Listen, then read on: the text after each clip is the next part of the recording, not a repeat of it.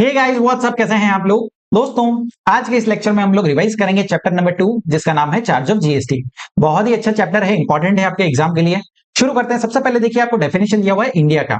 अब जीएसटी जो है वो एप्लीकेबल है to whole of India including Jammu and Kashmir. So India क्या होता है वो हमारा डेफिनेशन इंपॉर्टेंट हो जाता है। सो इस डेफिनेशन को 3 पार्ट में ब्रेक डाउन किया हुआ है। सबसे पहले बोला है India means territory of India as refer to in article 1 of the constitution. जो हमारे भारत के संविधान में आर्टिकल नंबर 1 में जो बताया गया, जो लैंडमास का जो एरिया है वो हमारा इंडिया कहलाता है।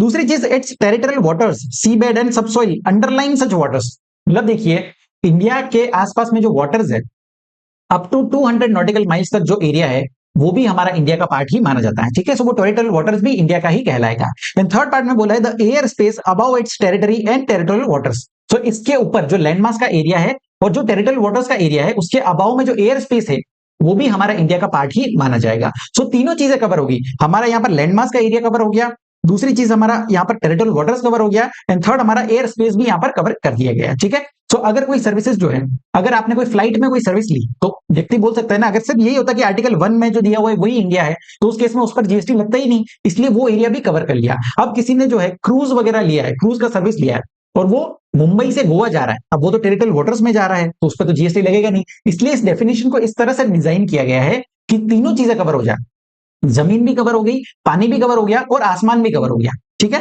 तो ये हमारा इंडिया का डेफिनेशन देने वाला है। अब इस चैप्टर के अंदर जो है हमें 2 सेक्शंस पढ़ने रहेंगे, section number 9 and section number 10। ठीक है, अब हमने चैप्टर नंबर 1 में पढ़ा था सेक्शन नंबर 7 सप्लाई का concept of supply, and then section number 8 पढ़ा था composite supply and mix supply. अब यहां पर सेक्शन 9 एंड 10 यहां पर पढ़ेंगे। सेक्शन नंबर 9 बात करता है levy and collection of GST. ठीक है, तो ये इंपॉर्टेंट सेक्शन है। अब इसके अंदर 5 सबसेक्शंस दिए हुए हैं। पहला सबसेक्शन बोलता है, सेक्शन 9 सबसेक्शन 1 नॉर्मल लेवी के बारे में बात करता है।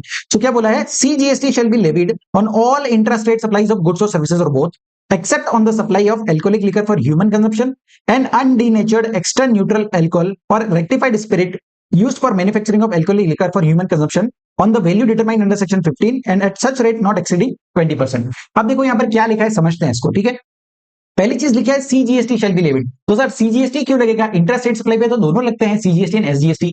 यहां पर हम सीजीएसटी एक्ट पढ़ रहे हैं, अगर आप एसजीएसटी एक्ट देखोगे तो सेम चीज यहां पर लिखा हुआ है। ठीक है, सो यहां पर जीएसटी लगाया जाता है अगर आप कोई भी इंट्रास्टेट सप्लाई करते हो। अब एक्सेप्शन क्या बोला है, पहला बोला है alcoholic liquor for human consumption, इस पर जीएसटी नहीं लगता है, हमको पता है।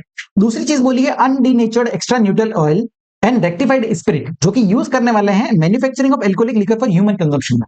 अब समझना ये चीज क्यों लेकर के आया है, लॉजिक समझना।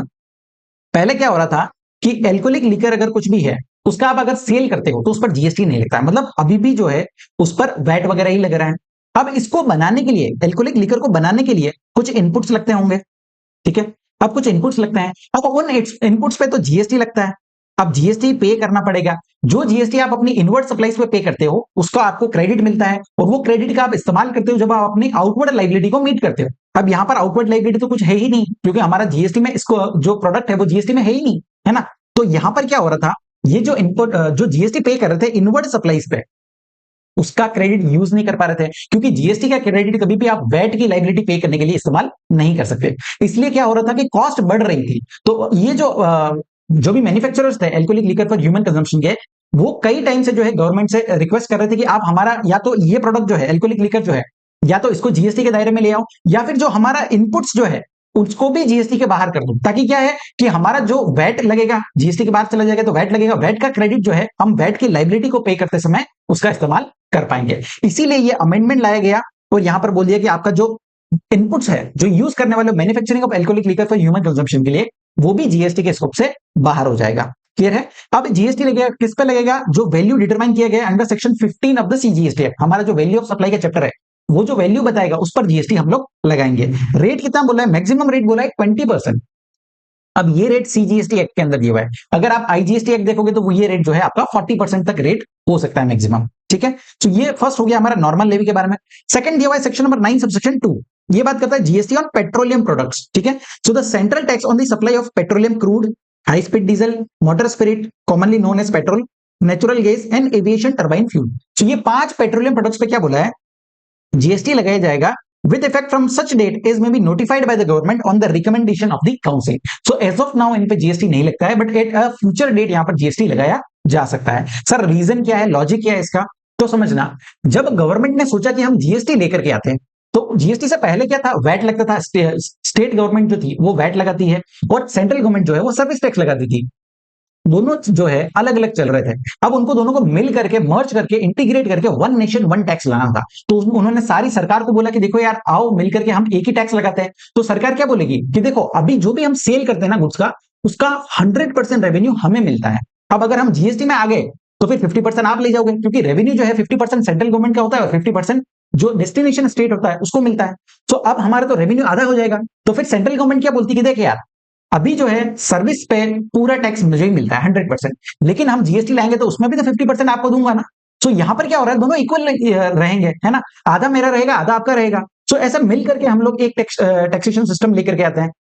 तो स्टेट जो है वो एग्री कर लिए थे, बट उनका क्या था कि यार, हमारा जो मेजर रेवेन्यू होता है ना, वो एक होता है alcoholic liquor for human consumption पे, और दूसरा होता है ये पेट्रोलियम प्रोडक्ट्स पे। इनसे हमें सबसे ज्यादा रेवेन्यू आता है। तो अब जो है इन पर आप जीएसटी लगाओगे तो फिर वो नहीं चलेगा, उसमें हम 50% शेयरिंग नहीं दे सकते। इसलिए इन प्रोडक्ट्स को बाहर ही कर दिया, जीएसटी के स्कोप से ही बाहर कर दिया। ठीक है, तो एल्कोहलिक लिकर को तो परमानेंटली बाहर कर दिया, लेकिन ये 5 पेट्रोलियम प्रोडक्ट के बोला गया देखो आज ये जीएसटी से बाहर है, लेकिन इनका जो है कोई भी फ्यूचर डेट पे जीएसटी के स्कोप में लिया जा सकता है। क्लियर है। चलो सर, नेक्स्ट आता है सेक्शन नंबर 9 सबसेक्शन 3। बात करता है आरसीएम और नोटिफाइड गुड्स और सर्विसेज। अब समझना, कॉन्सेप्ट जो है यहां पर दो तरह के कॉन्सेप्ट देखने को मिलते हैं। एक है फॉरवर्ड चार्ज मैकेनिज्म और दूसरा होता है reverse charge mechanism. Forward charge mechanism क्या होता है, एक सप्लायर होता है, ठीक है, एक सप्लायर है जिसने गुड्स और सर्विसेज सप्लाई किया है, और दूसरा होता है रेसिपिएंट। अब नॉर्मली क्या होता है, अगर मान लीजिए इसने 1000 रुपीज का गुड सेल किया है, ठीक है, और उस पर जीएसटी लगता है 180 रुपीज का, 18% का, ठीक है, तो ये रेसिपिएंट क्या करेगा, पूरा जो है इसको 1180 अमाउंट पे करेगा। अब ये सप्लायर जो है इस 1180 में से 1000 रुपीज अपनी जेब में रखेगा, और ये 180 रुपीज जो है ये गवर्नमेंट को देकर के आएगा। ठीक है, एज ए टैक्स, उसने टैक्स के नाम पे कलेक्ट किया है, तो वो 180 रुपीज जो है गवर्नमेंट को पे करेगा। अब गवर्नमेंट को पे करने की लाइबिलिटी किसकी है, सप्लायर की है। ठीक है, पैसा किसकी जेब से जा रहा है, पैसा हमेशा रेसिपिएंट की जेब से ही जाएगा। जो गुड्स एंड सर्विसेज कंज्यूम करता है वही टैक्स का बर्डन बियर करता है, लेकिन रेसिपिएंट ने सप्लायर को दिया है, और सप्लायर जो है आगे जाकर के गवर्नमेंट को पे कर रहा है। अब सर ऐसा क्यों रखा गया, सप्लायर को ही जिम्मेदारी क्यों दी, क्योंकि देखो सप्लायर हमेशा जो है लिमिटेड होता है, रेसिपिएंट अनेक हो सकते हैं, है ना। पार्ले जी का बिस्किट बनाने वाली कंपनी एक है, लेकिन पार्ले जी का बिस्किट खाने वाले करोड़ों लोग हो सकते हैं। तो हमेशा रेसिपिएंट बहुत ज्यादा होता है, और हर एक व्यक्ति को कहां हम लोग ढूंढेंगे, कहां से कलेक्शन जो करना रहेगा वो बहुत ज्यादा कॉम्प्लिकेटेड हो जाएगा। इसीलिए बोला कि यार सप्लायर लिमिटेड है, सप्लायर बड़ा आदमी भी होता है जनरली, तो सप्लायर को जिम्मेदारी दे दी कि आपको कलेक्ट करना है अपने कस्टमर से और हमें पैसा पे करना रहेगा। तो ये हमारा कॉन्सेप्ट कहलाता है फॉरवर्ड चार्ज मैकेनिज्म। ठीक है, फॉरवर्ड चार्ज मैकेनिज्म ये हो गया। अब सर रिवर्स चार्ज मैकेनिज्म क्या होता है, तो समझना, सेम ट्रांजैक्शन पे एक सप्लायर है, एक रेसिपिएंट है। अब ये सप्लायर में गुड्स और सर्विसेज जो भी सप्लाई किया उसका मान लेते हैं वैल्यू जो है वो 1000 रुपीज है, तो ये 1000 रुपीज जो है उसका सर्विस देगा, रेसिपिएंट जो है इसको 1000 रुपीज पे कर देगा। ठीक है, और इसने 1000 रुपीज के गुड्स दिए हैं मान लेते हैं। अब रेसिपिएंट खुद से जाएगा गवर्नमेंट के पास और 180 रुपीज गवर्नमेंट को पे करेगा। अब यहां पर जो है गवर्नमेंट को पे करने की जो लाइबिलिटी है वो यहां पर रेसिपिएंट की हो गई। ठीक है, अब सप्लायर को नहीं है। तो सर ऐसा क्यों लेकर के आए, जब पहले हमको पता चल गया कि यार सप्लायर जो है वो लिमिटेड होते हैं, तो उनको जिम्मेदारी देना सही चीज है, तो रिवर्स चार्ज मैकेनिज्म लाए ही क्यों। तो इसका लॉजिक सिंपल है कि जहां गवर्नमेंट को लगता है कि रेसिपिएंट जो है, सॉरी, जहां गवर्नमेंट को लगता है जो सप्लायर जो है वो थोड़ा कमजोर आदमी, छोटा आदमी है, और रेसिपिएंट बड़ा आदमी है, तो बड़े आदमी के ऊपर जिम्मेदारी दे दी कि आपको जो है हमें टैक्स का पेमेंट करना रहेगा। ठीक है, सो हर केस में जो है गवर्नमेंट हमेशा अपना रेवेन्यू सिक्योर करने का सोचता है। फॉरवर्ड चार्ज मैकेनिज्म में भी गवर्नमेंट का रेवेन्यू यहां से सिक्योर था, इसीलिए वो सप्लायर को जिम्मेदारी दी, और जहां पर सप्लायर उतना कैपेबल नहीं है, छोटा आदमी है, तो रेसिपिएंट को बोल दिया कि आप हमें टैक्स का पेमेंट करोगे। क्लियर है, इसीलिए गवर्नमेंट जो है एक लिस्ट लेकर के आई है जिसमें कुछ गुड्स और सर्विसेज स्पेसिफाई किए हुए हैं, और वो ट्रांजैक्शन पे रेसिपिएंट जो होगा वो गवर्नमेंट को टैक्स का पेमेंट करेगा। ठीक है, अब रिवर्स चार्ज मैकेनिज्म में होता क्या है, पेमेंट जो है वो हमेशा कैश में किया जाता है, उसके लिए आप कभी भी क्रेडिट इस्तेमाल नहीं कर सकते हो। हाँ, लेकिन जो भी आपने आरसीएम के अंदर लाइबिलिटी पे किया है उसका आपको क्रेडिट जरूर मिल जाएगा। दूसरी चीज सर, अगर मेरा सप्लायर जो है, अगर मेरा सप्लायर है और रेसिपिएंट है, सप्लायर अगर रजिस्टर्ड पर्सन है, ठीक है, सप्लायर अगर रजिस्टर्ड पर्सन है तो वो इनवॉइस बना करके देगा, और उस इनवॉइस के बेस पे रेसिपिएंट जो है आरसीएम के अंदर टैक्स का पेमेंट कर देगा। लेकिन अगर सप्लायर अनरजिस्टर्ड पर्सन है, यूआरपी है, तो उस केस में रेसिपिएंट को यहां पर, अगर देखिए रेसिपिएंट भी अब दो चीजें हो सकती है, रेसिपिएंट अगर रजिस्टर्ड पर्सन है तो वो खुद से टैक्स का पेमेंट कर देगा। लेकिन अगर रेसिपिएंट भी अनरजिस्टर्ड पर्सन है तो उस केस में इस रेसिपिएंट को कंपलसरी रजिस्ट्रेशन लेना पड़ेगा अंडर सेक्शन नंबर 24, ठीक है। तो उसको कंपलसरी रजिस्ट्रेशन लेना पड़ेगा एंड देन उसको जो है टैक्स का पेमेंट यहां पर करना पड़ेगा। और जब भी वो टैक्स का पेमेंट करेगा तो उसको एक सेल्फ इनवॉइस यहां पर बनाना पड़ेगा, ठीक है। नॉर्मली अगर सप्लायर रजिस्टर्ड होता है तो वो टैक्स इनवॉइस बना देता है, लेकिन अगर सप्लायर अनरजिस्टर्ड है तो फिर वो टैक्स इनवॉइस तो बना नहीं सकता, वो कोई कॉमर्शियल डॉक्यूमेंट कोई कच्चा बिल दे देगा। तो इस केस में अनरजिस्टर्ड पर्सन को सेल्फ इनवॉइस बना करके गवर्नमेंट को टैक्स का पेमेंट करना रहेगा। समझा आपको? चलो सर, नेक्स्ट आ जाता है सेक्शन नंबर 9 सबसेक्शन 4। ये बात करता है RCM on supplies bye unregistered person. अब समझना, 2017 में जब ये सेक्शन लेकर के आए थे तो उस समय ट्रांजैक्शन क्या बोलता था कि अगर आपने कोई भी अनरजिस्टर्ड पर्सन से कोई भी सप्लाईज लिया है किसी रजिस्टर्ड पर्सन ने, तो रजिस्टर्ड पर्सन को टैक्स का पेमेंट करना पड़ता था, ठीक है। अब इससे प्रॉब्लम क्या हो रही थी कि आपने छोटी से छोटी चीजें खरीदी है। मान लीजिए किसी के ऑफिस में, सीए का ऑफिस है और उसमें चाय वाला आता है, अब मंथली उसने इनवॉइस रेज किया, अब वो पैसों पे चाय वाला तो अनरजिस्टर्ड है, आप तो सीए का ऑफिस लेकर के बैठे हो, आप तो रजिस्टर्ड हो, तो फिर हमें रिवर्स चार्ज मैकेनिज्म में टैक्स का पेमेंट करना पड़ रहा था। छोटी मोटी कोई स्टेशनरी का आइटम खरीद गया है 500 रुपए का, उसमें भी आपको टैक्स का पेमेंट करना पड़ रहा था। तो ये बहुत दिक्कत हो रही थी, इसलिए जो है यहाँ पर फिर इसको अमेंड किया और चेंज करके क्या बोला कि देखो गवर्नमेंट जो है नोटिफाई करेगी, नोटिफाई करके स्पेसिफाई करेगी class of registered person who shall in respect of supply of specified category of goods और सर्विस। अब देखो यहाँ पर ये स्पेसिफाइड कैटेगरी ऑफ गुड्स और सर्विस जो है अलग से लिख दिया, ठीक है। सो हर गुड्स और सर्विस पे यहां पर आरसीएम नहीं लगेगा। आपने कोई भी गुड्स और सर्विसेज लिए अनरजिस्टर्ड पर्सन से, लेकिन अगर वो स्पेसिफाइड कैटेगरी नहीं है तो उस केस में आरसीएम नहीं लगाया जाएगा। सो इनके केस में जो है अगर आप ले रहे हो फ्रॉम एन अनरजिस्टर्ड सप्लायर, आपका सप्लायर अनरजिस्टर्ड है और आप अगर रजिस्टर्ड हो तो उस केस में आपको रिवर्स चार्ज बेसिस पे टैक्स का पेमेंट यहां पर करना रहेगा। क्लियर है आपको? समझा? सो फॉरवर्ड चार्ज मैकेनिज्म में सप्लायर का लाइबिलिटी होता है गवर्नमेंट को टैक्स पे करने का, एंड रिवर्स चार्ज मैकेनिज्म में रेसिपिएंट का लाइबिलिटी होता है गवर्नमेंट को टैक्स पे करने का, ठीक है। और दोनों ही केसेस में टैक्स का जो बर्डन है वो तो हमेशा रेसिपिएंट ही बियर करेगा। चलो सर, लास्ट दिया हुआ है सेक्शन नंबर 9 सबसेक्शन 5। ये बात करता है notified supplies through electronic commerce operator. अब समझना, जनरली क्या होता है, हमने दोनों सीनियर्स देखे कि जहां गवर्नमेंट का रेवेन्यू सिक्योर होता है ना, वहां उस व्यक्ति को जो है जिम्मेदारी दे दी जाती है। लेकिन इलेक्ट्रॉनिक कॉमर्स ऑपरेटर के केस में क्या हो रहा था, मान लीजिए आपने कोई ओला का कैब बुक किया, ठीक है। अब आप भी इंडिविजुअल हो, इंडिविजुअल है। अब जो सप्लायर है, जो ड्राइवर है जिसकी गाड़ी है, अब वो भी छोटा आदमी है, ठीक है। तो यहां पर क्या हो रहा है, जो सप्लायर है वो भी छोटा आदमी है, जो रेसिपिएंट है वो भी छोटा आदमी है। दोनों ही व्यक्ति जो है इतने ज्यादा जिम्मेदार नहीं है कि वो गवर्नमेंट को टैक्स का पेमेंट कर सके। लेकिन इन दोनों पार्टीज को मिलवाने वाला कौन है, इनको मिलवाने वाला है इलेक्ट्रॉनिक कॉमर्स ऑपरेटर, जो ओला उबर हो गया। अब ये लोग बड़े लोग हैं, तो इस केस में बोला कि देखो ना सप्लायर, सप्लायर को भी जिम्मेदारी नहीं दी, रेसिपिएंट को भी नहीं दी, और जो बड़ा आदमी दिखा उसको यहां पर जिम्मेदारी दे दी कि इलेक्ट्रॉनिक कॉमर्स ऑपरेटर जो है वो टैक्स का पेमेंट यहां पर गवर्नमेंट को करे। क्लियर है? लॉजिक सिंपल है, गवर्नमेंट को अपना रेवेन्यू सिक्योर करना है, ठीक है सर। चलो, तो यहां पर हमने 5 सबसेक्शंस देखे, सेक्शन 9 सबसेक्शन 1, 9(2), 9(3), 9(4) एंड 9(5), ठीक है।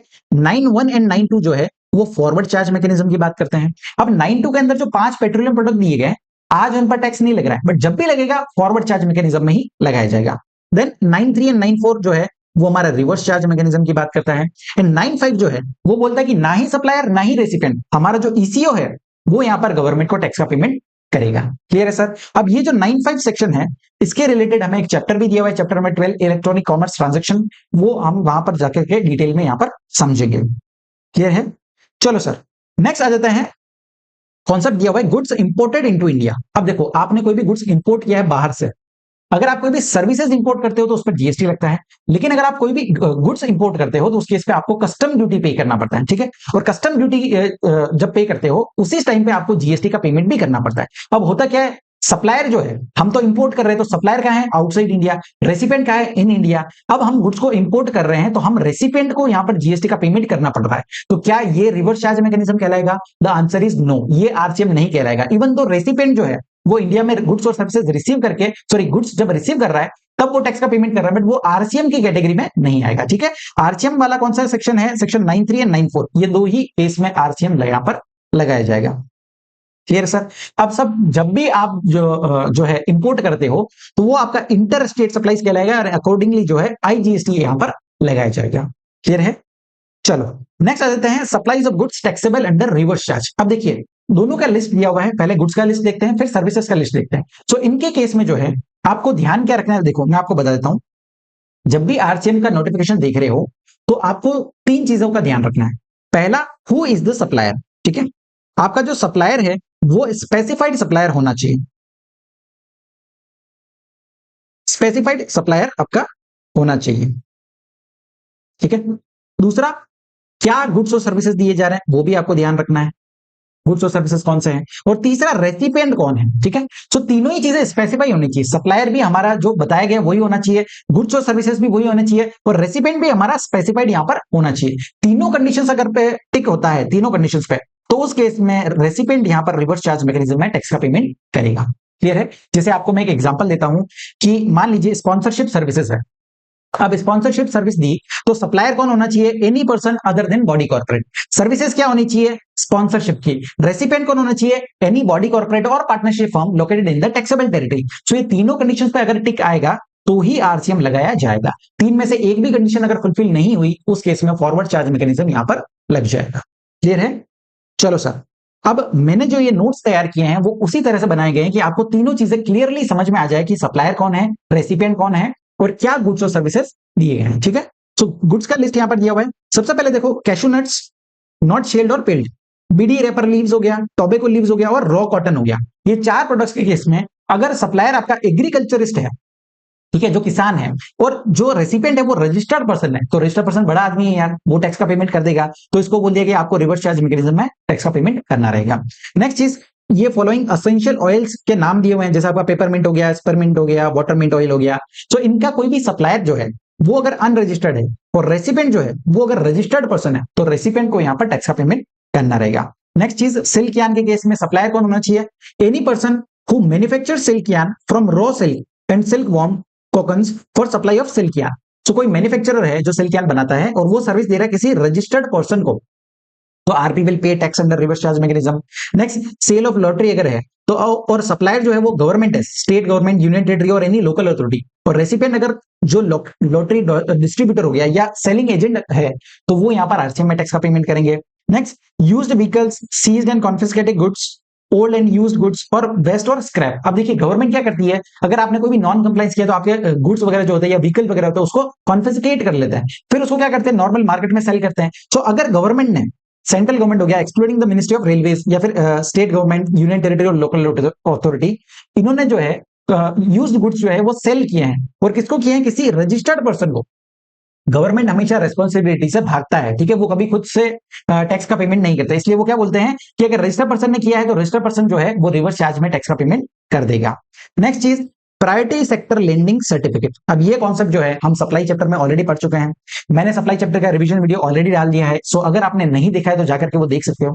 प्रायोरिटी सेक्टर लेंडिंग सर्टिफिकेट क्या होता है कि गवर्नमेंट ने जो है, आरबीआई ने जो है कुछ सेक्टर्स को प्रायोरिटी सेक्टर्स नोटिफाई किया हुआ है, और बोला गया है कॉमर्शियल बैंक को कि आपको जो है इनको एक सर्टेन परसेंटेज जो है आपको लोन देना रहेगा, ठीक है। जैसे मान लीजिए 15% बोल दिया कि आपको एग्रीकल्चर सेक्टर को देना है, तो अगर उस 15% से आपने कम पे किया, ठीक है, सॉरी कम लेंडिंग किया, तो उस केस में क्या होगा, मान लीजिए किसी बैंक ने 10% लेंडिंग की किया एग्रीकल्चर सेक्टर को और 15% आरबीआई ने बोला था, तो अब ये जो 5% का शॉर्ट हो गया है, ये 5% के लिए वो क्या करेगा, दूसरी बैंक से सर्टिफिकेट्स खरीदेगा, और ये जब सर्टिफिकेट्स खरीदेगा तो उस केस में जो रेसिपिएंट होगा वो यहां पर टैक्स का पेमेंट करेगा। अब सप्लायर कौन होना चाहिए, बोला रजिस्टर्ड पर्सन, रेसिपिएंट कौन होना चाहिए, वो भी रजिस्टर्ड पर्सन, दोनों रजिस्टर्ड होंगे ना, क्योंकि देखो दोनों बड़ी बड़ी बैंक ही है ना, छोटे बैंक ऐसा तो है नहीं कि घर में खोल के बैठ गए, बड़े बड़े लोग ही होते हैं, तो दोनों ही रजिस्टर्ड होंगे, और इस केस में जो रेसिपिएंट होगा वो यहां पर टैक्स का पेमेंट कर देगा। नेक्स्ट लास्ट बोला है मेटल स्क्रैप। मेटल स्क्रैप के केस में देखना है, अगर आपका सप्लायर अनरजिस्टर्ड है और रेसिपिएंट जो है वो रजिस्टर्ड है, तो registered recipient will pay tax under reverse charge mechanism. Clear है सर। तो देखो इसके अंदर ज्यादा लॉजिक लगाने की चीज नहीं है, आपको सिर्फ ये लिस्ट ध्यान होना चाहिए, ठीक है, कि सप्लायर कौन होना चाहिए और रेसिपिएंट कौन होना चाहिए। अब इसके अंदर भी अगर मैं आपको इंपॉर्टेंट चीज बता दूं तो एक सिल्क यार्न वाला ध्यान रखना, दूसरा आपका मेटल स्क्रैप वाली चीजें ध्यान रखना, ठीक है। तो ये जनरली क्वेश्चंस में देखने को मिलता है, ये मैंने आपको कुछ एग्जांपल्स भी दिए हैं, आप चाहिए तो इसको रीड कर सकते हैं। अब इज द नेक्स्ट हमारा लिस्ट ऑफ सर्विसेज जो कि टैक्सेबल है अंडर रिवर्स चार्ज मैकेनिज्म, ठीक है। सो 9(3) के अंदर आपको ये लिस्ट दिया हुआ है, नोटिफिकेशन नंबर आपको याद रखना है, ठीक है, नोटिफिकेशन नंबर 13/2017। हमारा आरसीएम का नोटिफिकेशन दिया हुआ है 13/2017 और एग्जामिशन का नोटिफिकेशन दिया हुआ है 12/2017। दोनों ही नोटिफिकेशन नंबर इंपॉर्टेंट है, आपको याद होने चाहिए। डेट क्या है, 28 जून 2017, जीएसटी आने के 2 दिन पहले, ठीक है।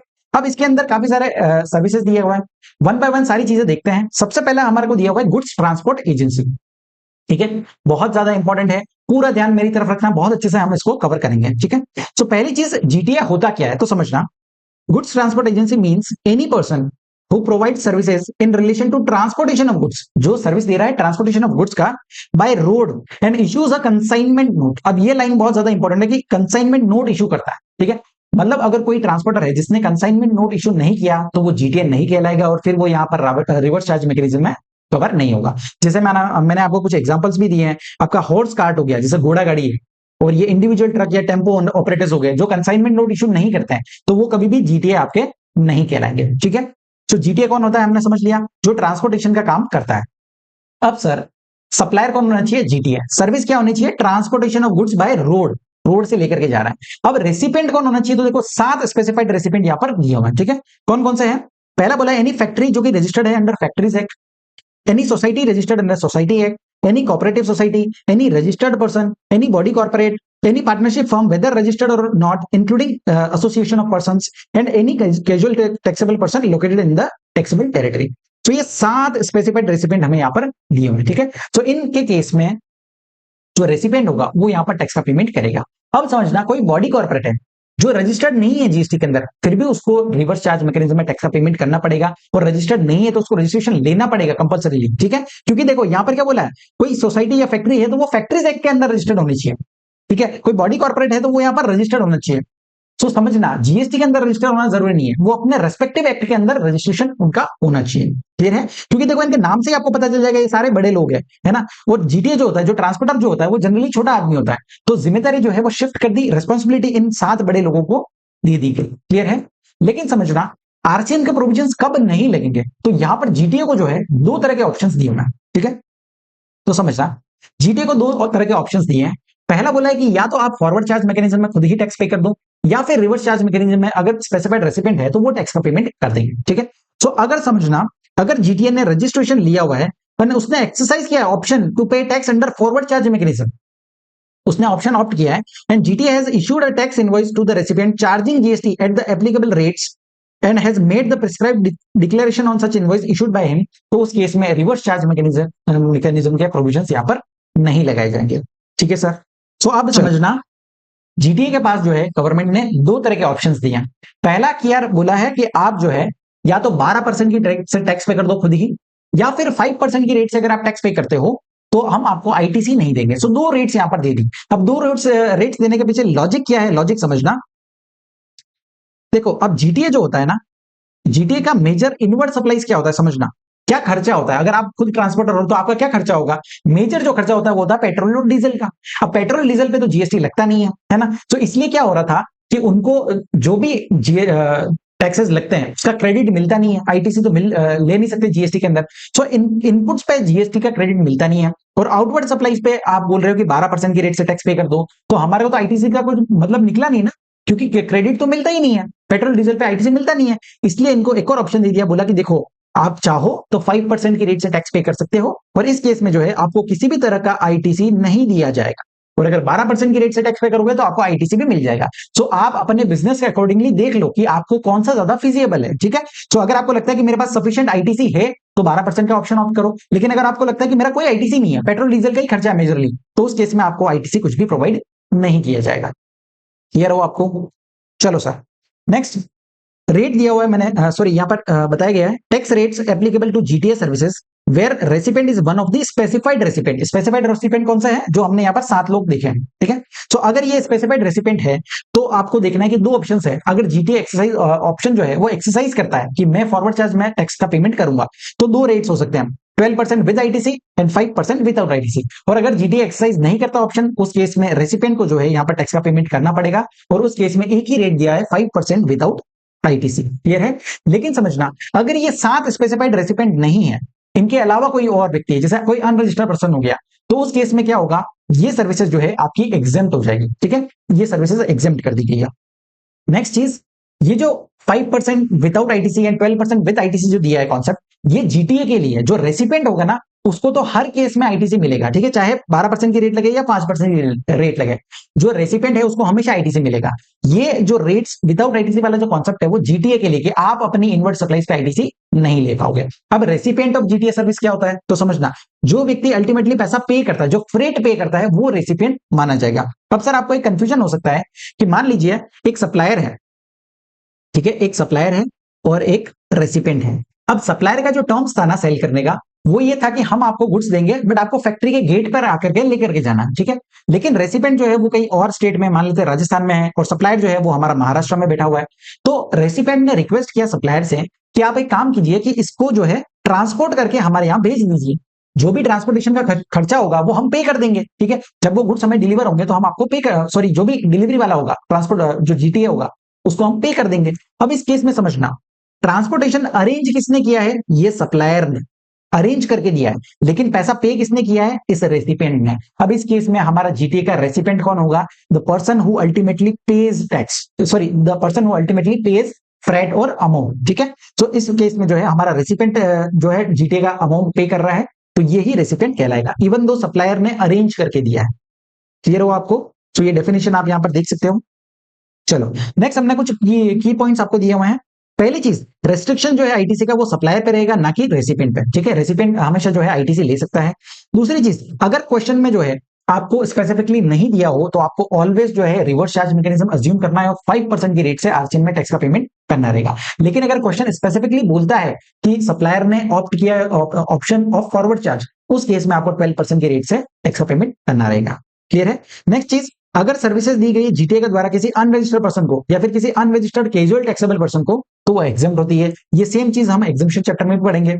दूसरी चीज, जीटीए ने अगर सर्विस दी किसी गवर्नमेंट डिपार्टमेंट को या लोकल अथॉरिटी या कोई गवर्नमेंटल एजेंसी को सर्विस दी गई है जिन्होंने रजिस्ट्रेशन लिया है only for the purpose of deducting TDS, तो ये भी सर्विसेज एग्जाम्प्ट हो जाएगा। क्लियर है? समझा आपको जीटीए का पूरा कॉन्सेप्ट समझा? तो ये 7 स्पेसिफाइड रेसिपेंट आपको ध्यान में रखना है। अगर इनको सर्विस दी है तो रिवर्स चार्ज, अदरवाइज जो है आपका वो एग्जेम्प्ट हो जाएगी सर्विस, ठीक है। चलो सर, नेक्स्ट आते हैं, अगला सर्विस दिया हुआ है लीगल सर्विस, ठीक है। तो लीगल सर्विस के केस में आपका सप्लायर कौन होना चाहिए? पहला बोला इंडिविजुअल एडवोकेट या फिर senior advocate and firm of advocates. So अगर ये सप्लायर है और इन्होंने सर्विस दी है लीगल सर्विस, किसको दी है? किसी बिजनेस एंटिटी को, किसी बिजनेस एंटिटी को सर्विस दी है, और वो बिजनेस एंटिटी का जो टर्नओवर है, turnover in the preceding financial year, ठीक है, प्रीसीडिंग फाइनेंशियल ईयर में बोला है अगर टर्नओवर जो है वो रजिस्ट्रेशन लिमिट से ज्यादा है, मतलब 20 लाख का जो रजिस्ट्रेशन लिमिट है, थ्रेशोल्ड लिमिट से अगर एक्सीड कर जाता है, उस केस में रिवर्स चार्ज मैकेनिज्म लगेगा। लेकिन अगर आपका थ्रेशोल्ड लिमिट से एक्सीड नहीं होता है, उस केस में ये सर्विसेज एग्जेम्प्ट हो जाएगी। तो ये चीज जो है मैंने एग्जेम्पशन प्लस आरसीएम दोनों को कंबाइन करके दिया हुआ है। तो सिंपली ध्यान क्या रखना है कि पिछले साल में टर्नओवर कितना था। अब ये थोड़ा इनलॉजिकल लगेगा, क्योंकि मान लो कोई बिजनेस एंटिटी है जिसका प्रीसीडिंग फाइनेंशियल ईयर में टर्नओवर 5 लाख रुपीज ही था। अब 5 लाख था तो उसको रजिस्ट्रेशन लिमिट से कम था। अब इस साल में उसने बहुत मेहनत किया, बहुत काम किया, तरक्की किया और 50 लाख का टर्नओवर हो गया, फिर भी वो यहां पर एग्जेम्प्ट हो जाएगा। क्यों? क्योंकि टर्नओवर जो है वो इस साल का नहीं देखते हैं, प्रीसीडिंग फाइनेंशियल ईयर का देखते हैं। अब प्रीसीडिंग फाइनेंशियल ईयर में तो 5 लाख रुपए ही था, तो वो यहां पर एग्जेम्प्ट हो जाएगा। क्लियर है? दूसरी चीज सर, रजिस्ट्रेशन लिमिट बोला है, मतलब आपको ये नहीं देखना है कि रजिस्टर्ड है या अनरजिस्टर्ड है। अब हो सकता है किसी व्यक्ति ने वॉलेंटरी रजिस्ट्रेशन लिया हो, ठीक है, पिछले साल में मेरा टर्नओवर 5 लाख का ही था, बट मैंने वॉलेंटरी रजिस्ट्रेशन ले लिया, तो भी मुझे एग्जाम्पशन मिल जाएगा, क्योंकि यहाँ पर रजिस्टर्ड अनरजिस्टर्ड नहीं लिखा है। यहाँ पर क्या बोला है?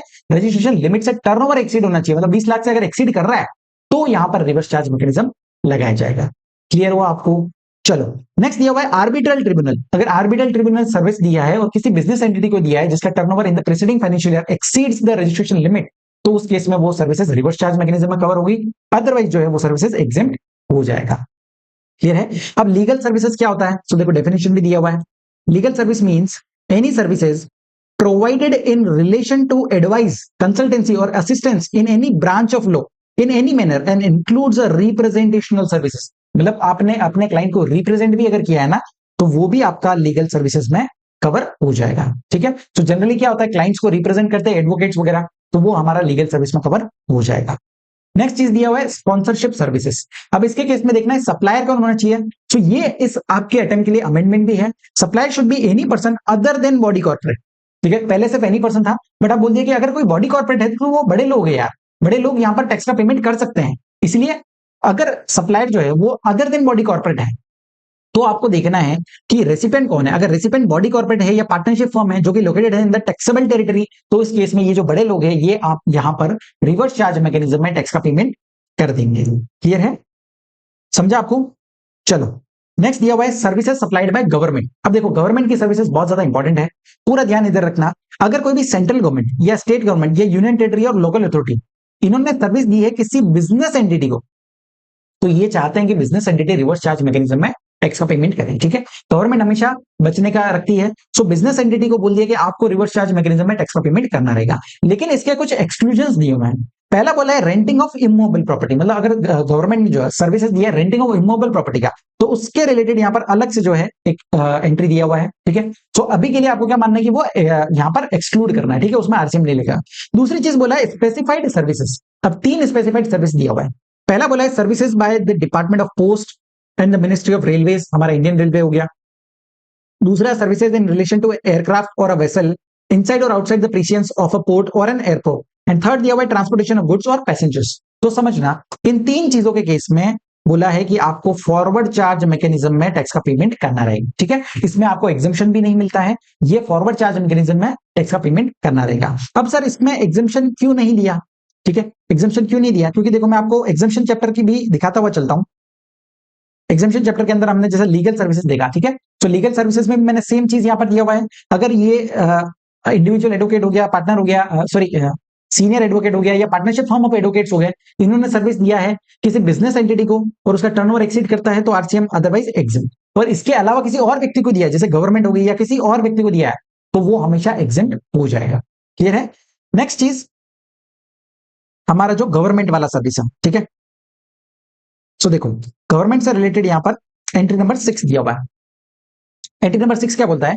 अगर कोई भी गवर्नमेंट ने सर्विस दी है तो वो एग्जेम्प्ट हो जाएगी एक्सक्लूडिंग दी बिलो मेंशन पॉइंट्स। ठीक है, सो 4 चीजें यहां पर दी हुई। पहला कौन सा है? Department of post. दूसरा आपका एयरक्राफ्ट और वेसल वाला हो गया। थर्ड आपका ट्रांसपोर्टेशन ऑफ गुड्स और पैसेंजर हो गया। मतलब यहां पर एक्सेप्शन इनको नहीं दिया गया है। ठीक है, और फोर्थ बोला any services other than A to C above provided to business entity. अगर बिजनेस एंटिटी को दिया तो बिजनेस एंटिटी जो है वो रिवर्स चार्ज मैकेनिज्म में टैक्स का पेमेंट कर देगी। क्लियर है? अब सर इनको एग्जेम्प्ट क्यों नहीं किया गया? समझना लॉजिक क्या है कि अगर ये सर्विसेज को एग्जेम्प्ट कर देते हैं तो एक जो मार्केट में फेयरनेस है वो खत्म हो जाती है। क्यों? क्योंकि समझना मेरा एक ट्रैवल्स चलता है, ठीक है, मेरी बस चलती है। अब मेरी बस में जो मैं ट्रांसपोर्टेशन ऑफ पैसेंजर्स का सर्विस दे रहा हूं उस पर जीएसटी लगेगा क्योंकि ये तो सप्लाई ऑफ सर्विस है। लेकिन गवर्नमेंट की जो बसेस चलती है उस पर जीएसटी नहीं लगेगा। अगर तो वो क्या होगा? प्राइजेस चेंज हो जाएगी। मेरा जीएसटी लग रहा है तो मेरी प्राइजेस ज्यादा होगी और गवर्नमेंट की जो बसेस है उन पर जीएसटी नहीं लग रहा है तो उसमें प्राइजेस कम हो जाएगी। तो सारे कस्टमर तो उधर ही चले जाएंगे ना।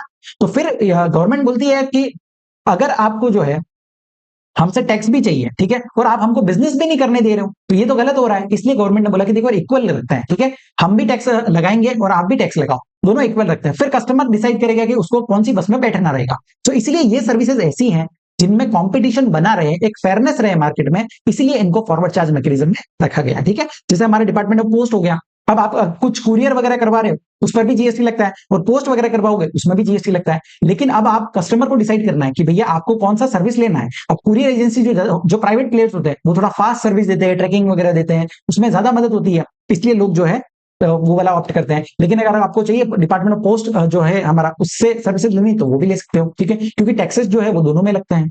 सो क्लियर जो है फेयरनेस के लिए ये चीजें रखी गई थी। नेक्स्ट चीज दिल्ली डेवलपमेंट अथॉरिटी जो है जिसको शॉर्ट में बोलते हैं डीडीए, ये आपका लोकल अथॉरिटी नहीं कहलाएगा। ठीक है, तो ये जो गवर्नमेंट का जो सर्विस के बारे में बात की वो यहां पर एग्जेम्पशन इनको नहीं मिलेगा। क्लियर है? चलो नेक्स्ट दिया हुआ है रेंटिंग ऑफ इमोबल प्रॉपर्टी। अब कोई भी इमोबल प्रॉपर्टी को रेंट पे दिया है, किसने दिया है? कोई सेंट्रल गवर्नमेंट हो गया, स्टेट गवर्नमेंट, यूनियन टेरिटरी और local authority excluding the ministry of railways. So इन्होंने गवर्नमेंट ने जो है रेंट पे दिया है इमोबल प्रॉपर्टी और किसको दिया है? किसी रजिस्टर्ड पर्सन को। तो रजिस्टर्ड पर्सन काबिल है, जिम्मेदार है, वो यहां पर टैक्स का पेमेंट कर देगा, रिवर्स चार्ज मैकेनिज्म। क्लियर है?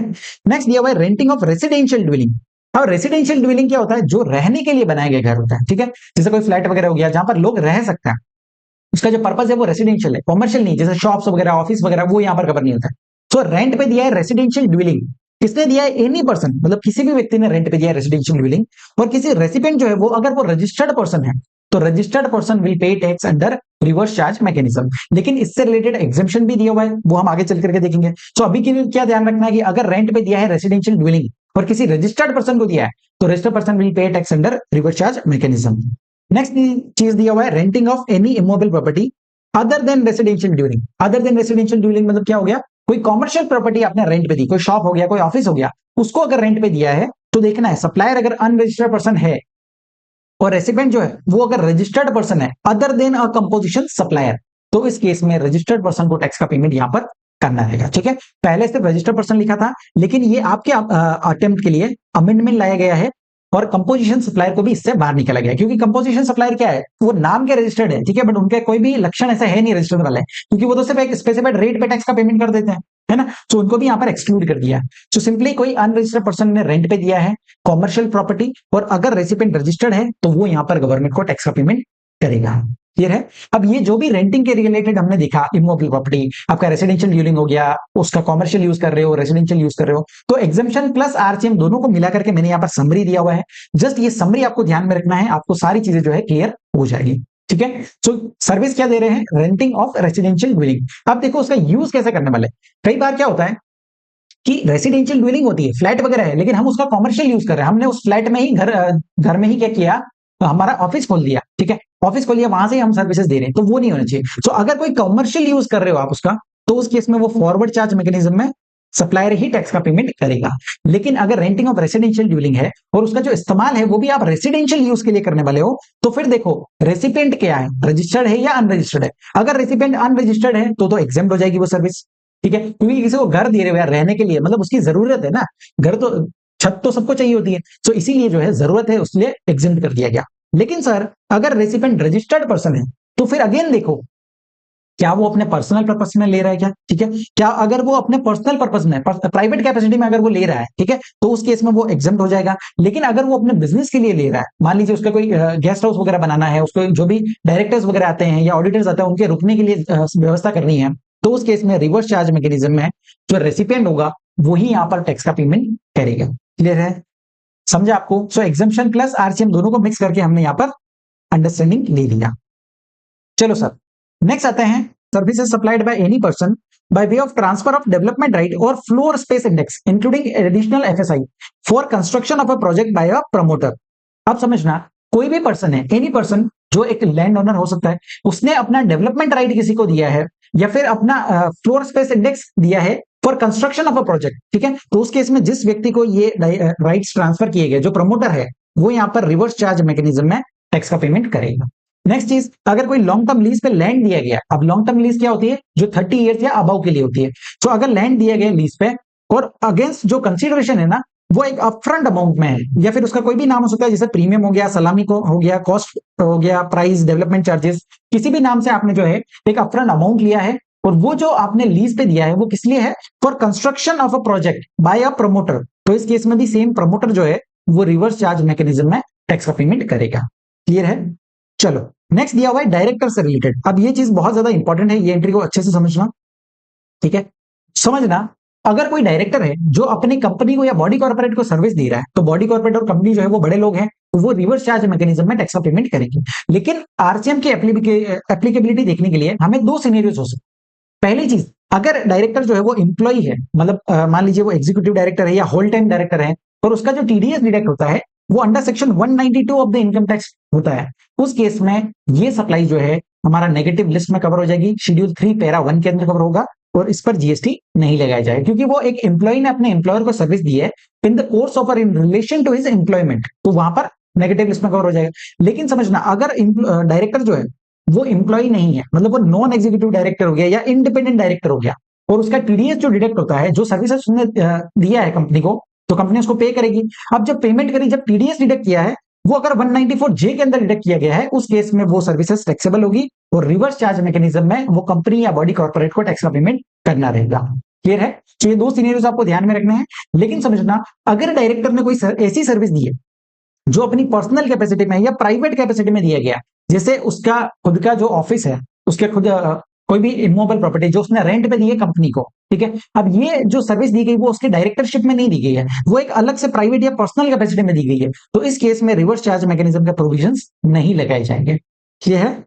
चलो नेक्स्ट आ जाता है services of an insurance agent. अब देखिए, इंश्योरेंस एजेंट जो होते हैं वो छोटे लोग होते हैं, वो अपनी इंश्योरेंस कंपनी को जो है सर्विसेज देते हैं, वो जो भी कस्टमर्स वगैरह लेकर के आते हैं। तो इंश्योरेंस एजेंट ने जो भी सर्विस दी है किसी इंश्योरेंस कंपनी को, और वो इंश्योरेंस कंपनी अगर लोकेटेड है इन द टैक्सेबल टेरिटरी, तो फिर रिवर्स चार्ज मैकेनिज्म में वो कंपनी को टैक्स का पेमेंट करना रहेगा। सेम चीज अगर कोई रिकवरी एजेंट है, रिकवरी एजेंट का सर्विस दिया गया है, और जो रिकवरी एजेंट सर्विसेज दे रहा है वो किसी बैंक या फाइनेंशियल इंस्टीट्यूशन को या फिर किसी एनबीएफसी को सर्विस दे रहा है जो कि लोकेटेड है इन द टैक्सेबल टेरिटरी, तो फिर ये बैंक्स और एनबीएफसी जो बड़े लोग हैं वो रिवर्स चार्ज मैकेनिज्म में टैक्स का पेमेंट करेंगे। क्लियर है?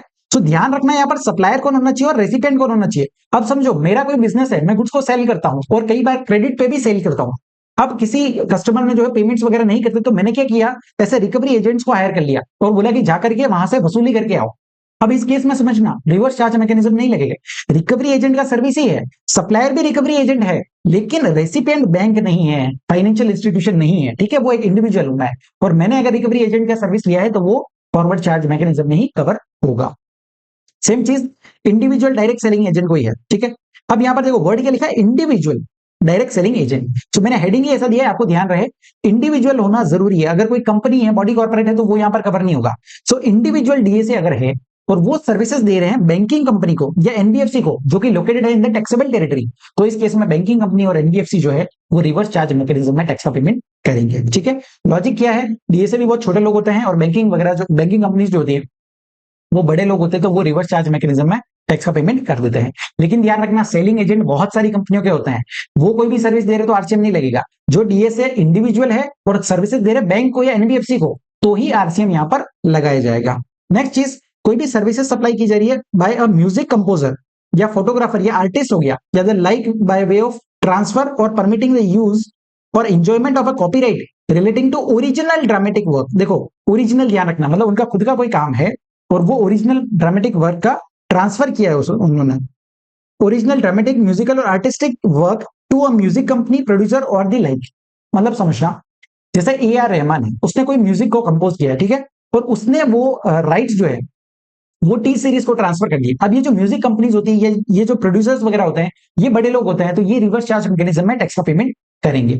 सेकंड चीज, अगर कोई ऑथर है और ऑथर ने ट्रांसफर किया है परमिटिंग द यूज और enjoyment of a copyright relating to original literary work to a publisher. अब समझना, ओरिजिनल वर्क होना चाहिए, पहली चीज तो ये ध्यान में रखना है। और कोई ऑथर का जैसे बुक है, जैसे ये बुक मैंने बनाया है, अब इसका जो राइट है वो मैं किसी और पब्लिशर को ट्रांसफर कर देता हूं, उस केस में वो जो पब्लिशर है वो यहां पर रिवर्स चार्ज मैकेनिज्म में टैक्स का पेमेंट करेगा। अब ये पॉइंट जो है ना, ये भी पहले इसी के साथ मर्ज किया हुआ था, बट एक अमेंडमेंट आया, उसके बाद जो है इसको पॉइंट को अलग से यहां पर बताया गया। अमेंडमेंट क्या है समझना, ठीक है, ऑथर ने अपना राइट जो है वो ट्रांसफर किया है किसी पब्लिशर को, पब्लिशर आरसीएम के अंदर टैक्स का पेमेंट करेगा। बट कई बार क्या होता है कि ऑथर जो लोग हैं वो बड़े लोग होते हैं और पब्लिशर इतना बड़ा आदमी नहीं होता है, वो रजिस्टर्ड नहीं होता है, ठीक है, वो छोटा आदमी है। अब जैसे चेतन भगत है, उसकी बुक्स वगैरह आ रही, सब आ रहा है, तो वो तो बड़ा आदमी है, लेकिन उसकी बुक जो पब्लिश कर रहा है अगर वो अनरजिस्टर्ड पर्सन है, छोटा आदमी है, तो just because of this close उसको रजिस्ट्रेशन लेना पड़ेगा और जीएसटी के अंदर रजिस्ट्रेशन लेकर के फिर रिवर्स चार्ज मैकेनिज्म में टैक्स का पेमेंट करना पड़ेगा। क्लियर है? क्योंकि आरसीएम का ऐसा कोई भी आप इनवर्ट सप्लाई करते हो तो आपके ऊपर कंपलसरी रजिस्ट्रेशन का रिक्वायरमेंट आ जाता है। अब यहां पर क्या हो रहा था, बेचारे छोटे छोटे जो पब्लिशर है उनके ऊपर अननेसेसरी बर्डन आ गया, तो उन्होंने रिक्वेस्ट किया कि यार हमको just because of this entry हमको रजिस्ट्रेशन लेना पड़ रहा है, बाकी हमारा ऐसा कोई बिजनेस नहीं है, हमारा टर्नओवर इतना ज्यादा है ही नहीं।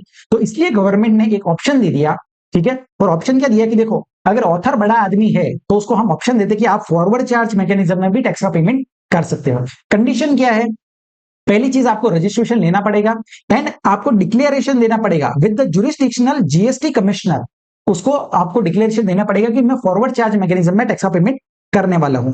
और ये जो ऑप्शन आपने ऑप्ट किया है ये आप विड्रॉ नहीं कर सकते हैं within a period of 1 year from the date of exercising such option. So एक बार आपने फॉरवर्ड चार्ज का ऑप्शन ऑप्ट कर लिया है तो वो 1 साल तक आप उसको विड्रॉ नहीं कर पाओगे। अब ये जो आपने डिक्लेरेशन दिया है जुरिस्डिक्शनल जीएसटी कमिश्नर को, सेम आपको एक डिक्लेरेशन जो है इनवॉइस में भी देना पड़ेगा in the prescribe form to the publisher. Publisher को भी बताना पड़ेगा कि भाई तेरी बात मैंने सुन ली है, मैंने फॉरवर्ड चार्ज मैकेनिज्म ऑप्ट किया है, सो मैं ही गवर्नमेंट को टैक्स का पेमेंट कर दूंगा, सो तू एकदम रिलैक्स रहे। तो ये एक डिक्लेरेशन उसको भी देना रहेगा। क्लियर है?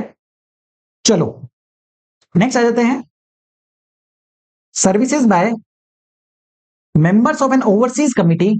ये सर्विस दे रहा है, किसको दे रहे हैं, reserve bank of India RBI को सर्विस दे रहे हैं, ठीक है। तो ये कमिटी बनाई हुई है जो भी स्ट्रेस्ड एसेट होते हैं, जो बैड लोन्स वगैरह होते हैं, तो उनको मॉनिटर करना, उनको रिस्ट्रक्चरिंग करना, ये सारा काम इनका रहता है। तो ये कमिटी ने जो भी सर्विस दी है आरबीआई को, तो आरबीआई यहां पर रिवर्स चार्ज मैकेनिज्म में टैक्स का पेमेंट करेंगे। नेक्स्ट चीज, services provided by business facilitator to a banking company, ठीक है। और एक एंट्री और दिया है, services provided by an agent of business correspondent to business correspondent. अब समझना, दो टर्म्स यहां पर है, इससे रिलेटेड एग्जाम्पशन भी दिया हुआ है और आरसीएम के प्रोविजंस भी है, तो अच्छे से समझना। एक होते हैं बिजनेस फैसिलिटेटर। इनका काम क्या होता है कि देखो, जो भी बैंक्स के प्रोडक्ट होते हैं, तो उसकी अवेयरनेस फैलाना मार्केट में, और लोगों को बताना कि बैंक से क्या क्या प्रोडक्ट्स है, वो कैसे आप उसका फायदा उठा सकते हो, है ना। तो उनको एडवर्टाइज करने का काम सारा इनका रहता है, और जनरली ये छोटे तरह के लोग रहते हैं। दूसरा होते हैं बिजनेस कॉरेस्पॉन्डेंट्स। ये थोड़े बड़े लेवल के लोग होते हैं। ये क्या करते हैं, इनका काम ये है कि जहां पर बैंक की ब्रांचेस नहीं है, जैसे कोई रिमोट एरिया हो गया या विलेज का एरिया हो गया, है ना, तो रूरल एरिया में जनरली क्या होता है कि बैंक की इतनी ब्रांचेस, हर जगह तो ब्रांच खोल नहीं सकते हैं, तो ये लोग जाकर के वहां पर ऐसे एरिया में जाकर के अपनी सर्विसेज देते हैं, बैंक की सर्विसेज देते हैं। उनके बिहाफ पे कैश कलेक्ट भी करते हैं, कैश में ट्रांजेक्शन भी कर सकते हैं, डोर स्टेप सर्विसेज भी यहाँ पर देते हैं। तो ये थोड़े बड़े लोग होते हैं और बैंक की सर्विसेज को आगे तक लेकर के जाते हैं, जो रूरल एरिया हो गया या छोटा कोई भी रिमोट एरिया होगा, वहां तक वो सर्विसेज अवेलेबल करवाते हैं। तो अब समझना क्या सिनेरियोस हो सकते हैं। पहला, एक एजेंट है, दूसरा हो गया हमारा बिजनेस फैसिलिटेटर, और तीसरा हो गया हमारा बैंक। अब जैसा कि मैंने आपको बताया कि बिजनेस कॉरेस्पॉन्डेंट जो है वो बड़े लोग होते हैं और बिजनेस फैसिलिटेटर जो है वो छोटे लोग होते हैं। सो अब बिजनेस फैसिलिटेटर ने जो भी सर्विसेज दिया है बैंक को, तो बैंक बड़ी है, तो वो रिवर्स चार्ज मैकेनिज्म में टैक्स का पेमेंट कर देगी। अब एजेंट ने अगर कोई भी सर्विस दिया बिजनेस फैसिलिटेटर को, तो ये हमारा फॉरवर्ड चार्ज मैकेनिज्म में ही कवर किया जाएगा। क्लियर है। पहला ट्रांजैक्शन सिंपल समझा आपको, जहां पर बात की हमने बिजनेस फैसिलिटेटर की। अब सेकंड सिनेरियो समझना, एजेंट है, बिजनेस कॉरेस्पॉन्डेंट्स है और बैंक है, ठीक है। तीन पार्टी यहां पर इन्वॉल्व है। अब एजेंट, बिजनेस कॉरेस्पॉन्डेंट जो है वो ऑलरेडी मैंने आपको बताया कि वो बड़े लोग होते हैं। तो अगर उन्होंने कोई भी सर्विस दी है बैंक को, अगर उन्होंने कोई भी सर्विस दी है बैंक को, तो वो फॉरवर्ड चार्ज मैकेनिज्म में ही आएगा, रिवर्स चार्ज नहीं लगेगा, ठीक है, क्योंकि ये बड़ा आदमी दे सकता है।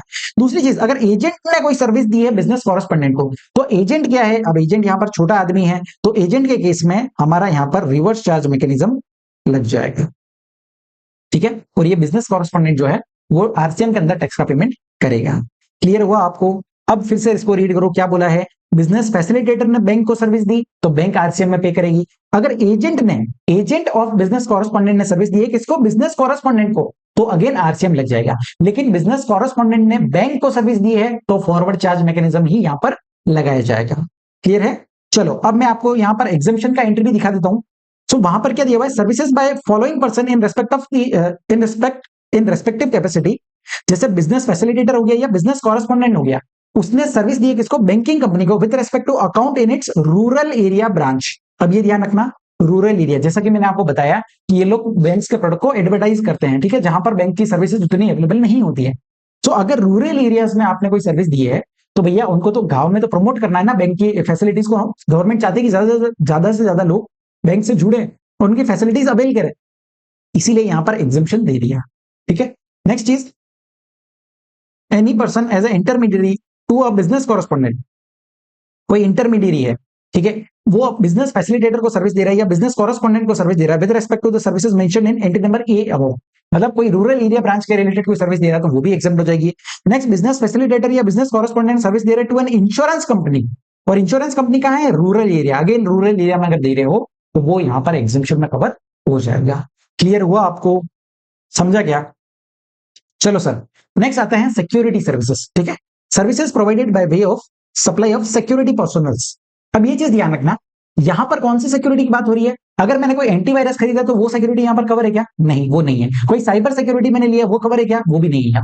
यहाँ पर किसी बात कर रहे हैं जहां पर आप सिक्योरिटी पर्सनल्स दे रहे हो, ऐसे हट्टे कट्टे आदमी को सिक्योरिटी गार्ड के तौर पर भेज रहे हो, तो इस केस में क्या होता है, सप्लायर कौन होना चाहिए, any person other than body corporate. अगर बॉडी कॉर्पोरेट होता है सप्लायर, तो बड़ा आदमी वो खुद टैक्स पे कर देगा, आरसीएम की जरूरत कहां है। बॉडी कॉर्पोरेट को छोड़ करके कोई आदमी जो है, कोई भी व्यक्ति जो है, वो अगर सर्विसेज दे रहा है, और वो सर्विसेज क्या है, सिक्योरिटी सर्विस, और किसको दी जा रही है, किसी रजिस्टर्ड पर्सन को जो कि लोकेटेड है इन द टैक्सेबल टेरिटरी, तो फिर ये रजिस्टर्ड पर्सन आरसीएम के अंदर टैक्स का पेमेंट यहाँ पर कर देगा, ठीक है। जनरली जो भी कंपनीज वगैरह होती है तो वो सिक्योरिटी सर्विसेज लेती है। आपने देखा होगा कंपनी में जाते हैं तो वो एंट्री वगैरह करवाते हैं, रजिस्टर में सारी चीजें करवाते हैं, चेकिंग। तो ये क्या है, ये सिक्योरिटी सर्विसेज नॉर्मली सब लोग लेते हैं। और ये सिक्योरिटी सर्विसेज जो प्रोवाइड करते हैं सप्लायर जो है वो इतने बड़े लोग नहीं होते हैं, और जो कंपनीज होती है जो रजिस्टर्ड पर्सन होता है वो बड़े लोग होते हैं, तो रेस्पॉन्सिबिलिटी इनको दे दी है कि यार आप ही टैक्स की पेमेंट कर दे, ठीक है। लेकिन ये आरसीएम के प्रोविजंस नहीं लगेंगे अगर सर्विसेज दी गई है गवर्नमेंट डिपार्टमेंट को या लोकल अथॉरिटी या गवर्नमेंट एजेंसीज को दिया गया है जिन्होंने रजिस्ट्रेशन लिया है only for the purpose of deducting TDS under section 51, तो ये एंट्री यहां पर नहीं लगेगा। नेक्स्ट, किसी पर्सन कोई भी रजिस्टर्ड पर्सन है जिसने जो टैक्स पे कर रहा है अंडर कंपोजिशन स्कीम, तो भी यहां पर प्रोविजंस नहीं लगाए जाएंगे। क्लियर है? चलो सर, नेक्स्ट आते हैं रेंटिंग ऑफ मोटर व्हीकल। अब समझना ये अगेन एंट्री जो है इंपॉर्टेंट है। रेंटिंग ऑफ मोटर व्हीकल क्या बोला है? सर्विसेज प्रोवाइड कर रहे हो by way of renting of any motor vehicle जिसको डिजाइन किया गया है to carry passengers where the cost of fuel is included in the consideration charge. 3 points यहां पर दिए हुए। पहला, रेंट पे होना चाहिए कोई भी मोटर व्हीकल। दूसरा, जिसको डिजाइन किया गया है फॉर कैरिंग पैसेंजर्स, ठीक है, पैसेंजर्स के लिए, मतलब वो ऐसा ट्रक टेम्पो ऐसा कुछ नहीं होना चाहिए जिसमें लोग बैठ सकते हैं, वैसा डिजाइन किया होना चाहिए। एंड थर्ड कंडीशन बोली कि जहां पर कॉस्ट ऑफ फ्यूल भी इंक्लूडेड होता है कंसिडरेशन चार्ज में, मतलब आपसे जो है टैक्सी वगैरह जो होती है जो आपने कोई हायर किया है, ठीक है, और वहां पर क्या होता है कॉस्ट ऑफ फ्यूल इंक्लूडेड होता है, तो उनके केस में यहाँ पर आरसीएम के क्या प्रोविजंस रहेंगे वो हम इस चार्ट से समझेंगे, ठीक है। तो बहुत अच्छा मैंने यहाँ पर चार्ट दिया हुआ है। देखना taxability of renting of motor vehicle services का क्या सीन रहता है। 2 तरह की रेट्स यहाँ पर भी दी हुई, ठीक है, जैसा हमने जीटीए सर्विसेज में देखा था 2 तरह की रेट्स थी, 12% और 5%, वैसा ही यहाँ पर भी दिया हुआ है। सर 2 रेट्स क्यों दिए थे? क्योंकि इनका भी मेजरली इनवर्ड सप्लाईज क्या होगा, जो खर्चा क्या लगता है पेट्रोल डीजल का, उस पर जीएसटी लगता नहीं है, तो इसीलिए जो है इनको भी ऑप्शन दीजिए कि आप चाहो तो 5% का रेट भी ऑप्ट कर सकते हो, ठीक है। तो अगर यहाँ पर ऑप्शन जो ऑप्ट किया गया है वो जीएसटी पे कर रहे हैं 12% की रेट से, 12% की रेट से अगर टैक्स पे कर रहे हैं तो उस केस में फॉरवर्ड चार्ज मैकेनिज्म लगेगा और जो सप्लायर होगा उसी को टैक्स का पेमेंट करना रहेगा। लेकिन दूसरा कंडीशन, अगर जो है आपने 5% का रेट ऑप्ट किया है तो आपको देखना है सप्लायर कौन है। अगर सप्लायर बॉडी कॉर्पोरेट निकलता है तो बड़े लोग हैं, फॉरवर्ड चार्ज मैकेनिज्म में टैक्स का पेमेंट कर देंगे। लेकिन सप्लायर अगर अदर देन बॉडी कॉर्पोरेट है तो फिर अगेन देखो रेसिपिएंट कौन है। अगर रेसिपिएंट आपका अदर देन बॉडी कॉर्पोरेट निकलता है तो अगेन फॉरवर्ड चार्ज लग जाएगा। लेकिन रेसिपिएंट अगर बॉडी कॉर्पोरेट है, मतलब रेसिपिएंट बड़ा आदमी है, तो फिर वो रिवर्स चार्ज मैकेनिज्म में टैक्स का पेमेंट कर लेगा। क्लियर है? तो अगर इस चार्ट का मैं पूरा आपको कंक्लूजन बताऊं ना तो 3 कंडीशंस आपको देखनी है। पहला कंडीशन क्या है? रेट मस्ट बी 5%, ये वाला रेट होना चाहिए, ठीक है। दूसरा, supply should be any person other than body corporate, ठीक है। एंड थर्ड, रेसिपिएंट जो है वो हमारा बॉडी कॉर्पोरेट होना चाहिए। सो ये अगर तीनों कंडीशंस फुलफिल हुई तो ही रिवर्स चार्ज लगेगा। लेकिन अगर तीनों में से एक भी अगर कंडीशन फुलफिल नहीं होती, जैसे कि रेट 5% नहीं है 12% है, तो फॉरवर्ड चार्ज। लेकिन आपका सप्लायर जो है वो अगर बॉडी कॉर्पोरेट निकलता है तो अगेन फॉरवर्ड चार्ज। रेसिपिएंट जो है वो अदर देन बॉडी कॉर्पोरेट निकलता है तो अगेन फॉरवर्ड चार्ज, है ना। तो इस 3 में से एक भी कंडीशन फुलफिल नहीं है तो फॉरवर्ड चार्ज यहां पर लग जाएगा। तो ये तीनों कंडीशंस ध्यान रखना, ये बहुत ज्यादा इंपॉर्टेंट है आपका एंट्री, ठीक है। नेक्स्ट चीज, अब हमने जीटीए के अंदर देखा था कि अगर 12% का रेट ऑप्ट करते हो ना तो आपको जो है आईटीसी मिलता है, और अगर आप 5% का रेट ऑप्ट करते हो तो आपको आईटीसी नहीं मिलता है, ठीक है, क्योंकि भैया आप कम रेट से टैक्स पे कर रहे हो। लेकिन यहां पर ऐसा नहीं है, यहां पर बोला कि 12% के रेट अगर ऑप्ट करते हो तो आईटीसी पूरा देंगे। लेकिन अगर 5% का आप रेट ऑप्ट करते हो तो आईटीसी आपको देंगे लेकिन लिमिटेड देंगे, ठीक है। सो 5% रेट अगर अप्लाई किया है तो supplier has taken only the limited ITC. अगर सप्लायर ने सिर्फ और सिर्फ लिमिटेड आईटीसी लिया है, लिमिटेड आईटीसी का मतलब क्या हुआ? Of input services in the same line of business, जो भी उसकी इनपुट सर्विसेज उसने यूज किया in the same line of business, अगर उसी का क्रेडिट लिया है तो ही आप 5% की रेट से टैक्स का पेमेंट कर पाओगे। क्लियर हुआ आपको? चलो, अब इससे रिलेटेड एक सर्कुलर भी दिया हुआ है। सर्कुलर क्या बोलता है समझना, एक डिफरेंशिएशन दिया हुआ है कि renting of motor vehicle design to carry passenger क्या होता है और ट्रांसपोर्टेशन ऑफ पैसेंजर्स क्या होता है। ये 2 चीजें अलग अलग है, ठीक है। अब समझना, पहली चीज हमने यहाँ पर एंट्री किसका देखा है? हमने एंट्री देखा है रेंटिंग ऑफ मोटर व्हीकल, ठीक है। यहाँ पर कोई पैसेंजर ट्रांसपोर्टेशन का सर्विस की बात नहीं है, ठीक है। तो अब रेंटिंग ऑफ मोटर व्हीकल क्या होता है? तो जहां पर मोटर व्हीकल रेंट पे दिया जाता है for transportation of passengers for a period of time where renter defines how and when the vehicles will be operated.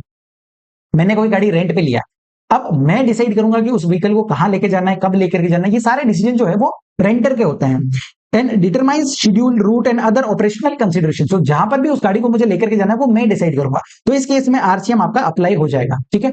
लेकिन सेकंड सर्विस समझना, जहां पर बात हो रही है पैसेंजर ट्रांसपोर्टेशन सर्विस, मतलब मैंने कोई भी गाड़ी जो है एक जगह से दूसरी जगह जाती है, रूट पे चलती है, फिक्स है उनका रूट, और मैंने उसकी सर्विसेज ले ली, तो ये रेंटिंग ऑफ मोटर व्हीकल नहीं है, ये मैंने पैसेंजर ट्रांसपोर्टेशन सर्विस ली है। अब यहां पर क्या होता है कि passenger transport service over predetermined route on predetermined schedule, मतलब रूट भी उसका फिक्स था कि कोई गाड़ी है जो उदयपुर से लेकर के मुंबई तक चलती है, रूट फिक्स है, शेड्यूल फिक्स है कि रात को 6 बजे यहाँ पर निकल जाएगी। तो ये अगर ऑलरेडी डिसाइडेड है और मैं वहां पर बैठ करके वो सर्विसेज ले रहा हूं, तो उस केस में आरसीएम आपका अप्लाई नहीं होगा, ये आरसीएम का एंट्री नहीं लगेगा। ठीक है, तो ये आरसीएम का एंट्री कब लगता है? जब हमने रेंट पे लिया है कोई मोटर व्हीकल, ठीक है, हायर वगैरह कर लिया गाड़ी वगैरह, तो उस केस में लगाया जाएगा। नेक्स्ट आ जाते हैं, एंट्री दिया हुआ है सिक्योरिटी लेंडिंग स्कीम के रिलेटेड। ठीक है, अब ये स्कीम क्या होता है हम सप्लाई चैप्टर में ऑलरेडी पढ़ चुके हैं। सिंपली मैं आपको एक जस्ट ओवरव्यू दे देता हूं। एक लेंडर होता है जो अपनी सिक्योरिटीज को लेंड करता है, किसके पास? अप्रूव्ड इंटरमीडिएरी के पास, और अप्रूव्ड इंटरमीडिएरी से जो है आगे बोरोवर बोरो करता है सिक्योरिटीज को। अब थोड़े समय के लिए ही दिया जाता है, थोड़े टाइम बाद क्या है, बोरोवर फिर से जो है वो सिक्योरिटीज को लुटाना पड़ता है उसको। अब लेंडर ने क्या किया? लेंडर ने लेंडिंग फीस अर्न किया। ठीक है, ये एक तरह से रेंट पे देना हो गया, उसके शेयर्स थे, उसने दिए, वापस से थोड़े टाइम बाद ले लिए। तो इस केस में जो सप्लायर है लेंडर, और रेसिपिएंट कौन है? बोरोवर। तो बोरोवर को बोला है कि आपको रिवर्स चार्ज मैकेनिज्म में टैक्स का पेमेंट करना रहेगा, और आईजीएसटी जो है हमेशा पे किया जाएगा। क्योंकि इस केस में क्या होता है ना, कि जो लेंडर है और जो बोरोवर है वो दोनों एक दूसरे को नहीं जानते, ये इनको मिलवाने का वाला काम करता है अप्रूव्ड इंटरमीडिएट। ठीक है, तो वो दोनों एक दूसरे को जानते नहीं है, लोकेशंस का पता नहीं होता, इसलिए आईजीएसटी बोले कि आईजीएसटी क्या पे करना है? रिवर्स चार्ज मैकेनिज्म में। क्लियर है? समझा आपको? तो यहां पर हमारा रिवर्स चार्ज मैकेनिज्म के जितनी भी सर्विसेज है वो सारी कंप्लीट होती है। अब ये जो भी सर्विसेज हमने देखी वो सीजीएसटी एक्ट के अंदर दिया हुआ था।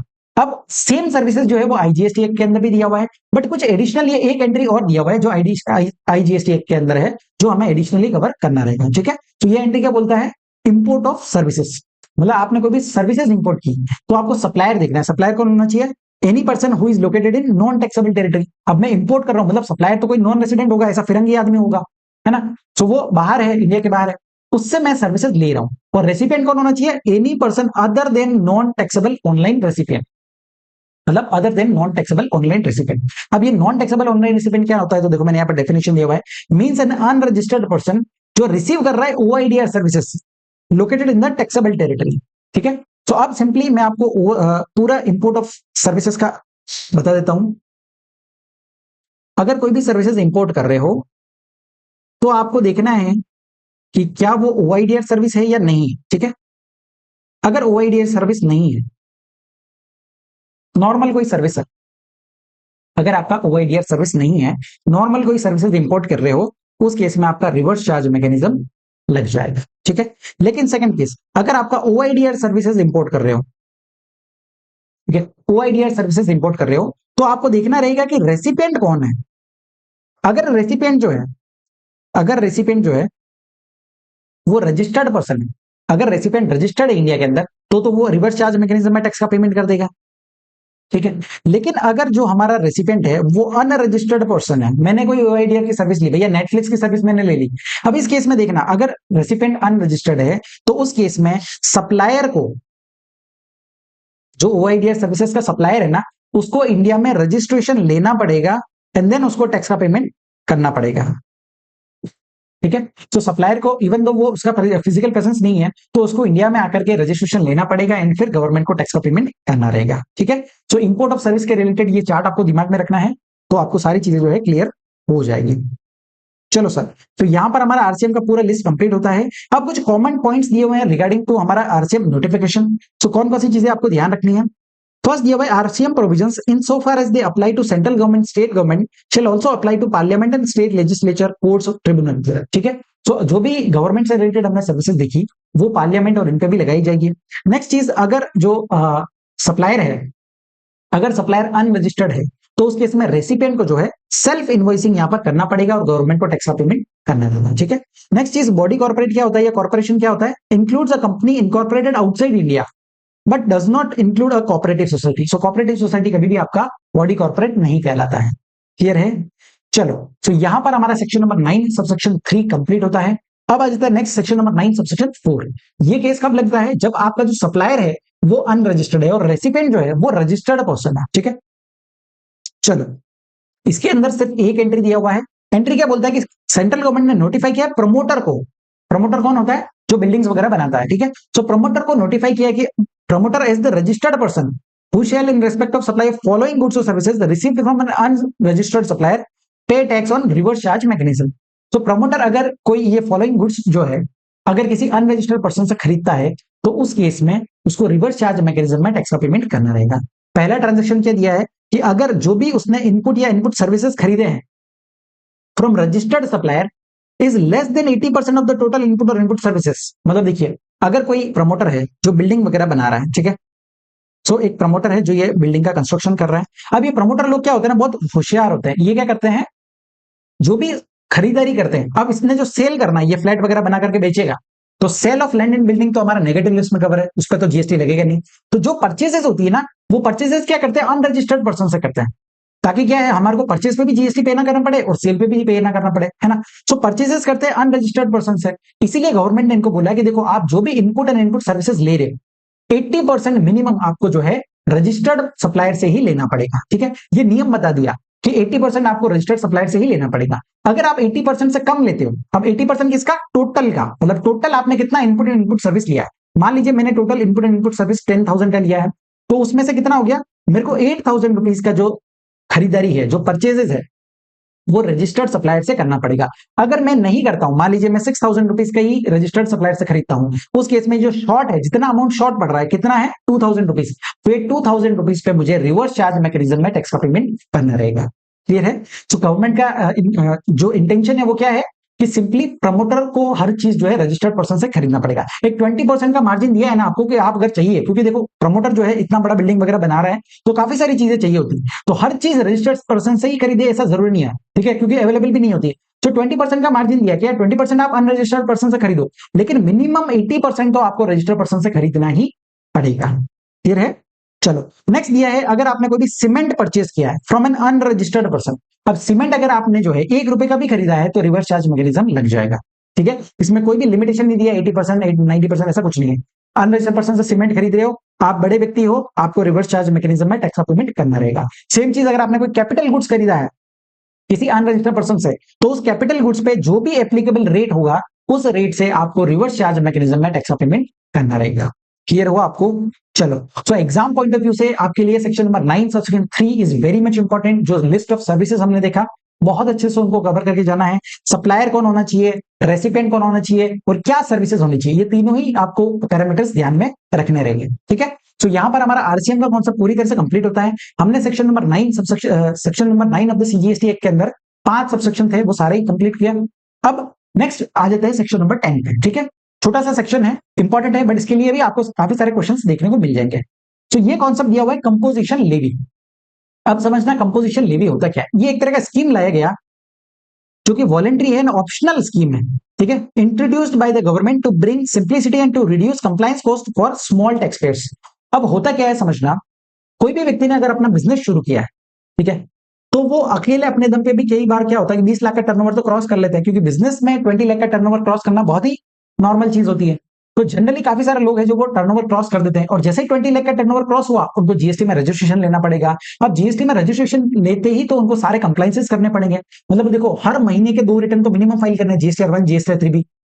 12 महीने का 24 रिटर्न तो यही हो गए। उसके बाद एनुअल रिटर्न फाइल करना वो अलग चीज है। पेमेंट करना आपको, आपको इनपुट टैक्स क्रेडिट किसका मिलेगा किसका नहीं मिलेगा, ये सारी चीजें देखना, क्या नए नए अमेंडमेंट्स आ रहे हैं वो आपको ध्यान में रखना है, उसका कंप्लायंस करना। तो बहुत ज्यादा बर्डन बढ़ जाता है इन पे, है ना। और इतना ये छोटा आदमी है, इसका बिजनेस पे ध्यान दे कि ये सारा टाइम पास करे, है ना। तो कंप्लायंसेस पे कंप्लाइंस करने में उसको बहुत ज्यादा टाइम वेस्ट होता है। तो इसलिए गवर्नमेंट ने उनकी बात सुनी, और गवर्नमेंट ने क्या बोला कि देखो यार, हमको पता है कि आप छोटे आदमी हो और आप अपना इनिशियल स्टेज पे आप जस्ट बिजनेस शुरू किया है, आपका इतना टर्नओवर नहीं, तो स्मॉल टैक्स पेयर्स के लिए लेकर के आए हैं ये स्कीम। ये आपके लिए ऑप्शनल स्कीम है। अगर आप चाहो तो हमने एक रेट दिया है, उस रेट से टैक्स का पेमेंट कर दो और कोई झंझट लेने की जरूरत नहीं, ठीक है। साल का सिर्फ एक रिटर्न आपको फाइल करना है, एक रिटर्न फाइल करना है, और बस आपको एक रेट से टैक्स का पेमेंट करना है। कोई आईटीसी लेना नहीं, किसी से कस्टमर से टैक्स कलेक्ट करना नहीं, कुछ नहीं, कोई झंझट नहीं, ठीक है। आप अपना बिजनेस पे काम करो। तो इस इंटेंशन से जो है ये स्कीम लेकर के आए थे। अब इनिशियली जब ये स्कीम लेकर के आए थे, तो ये सिर्फ और सिर्फ सप्लायर ऑफ गुड्स के लिए थी, और नेमली वन सर्विस जो कि रेस्टोरेंट सर्विस के लिए, ठीक है। रेस्टोरेंट सर्विस को भी इन्होंने इंक्लूड किया, क्योंकि आजकल क्या है, गली गली में रेस्टोरेंट खुले हुए और उनका टर्नओवर 20 लाख से इजीली क्रॉस कर जाता है। अब उनको भी इतना बर्डन कंप्लाइंस ना करना पड़े, इसलिए उनको भी यहां पर इंक्लूड कर दिया। So initially composition scheme was for goods and namely one service which is restaurant service. ये कंपोजिशन स्कीम दिया हुआ है section number 10 subsection 1 and section 10 2 के अंदर, ठीक है।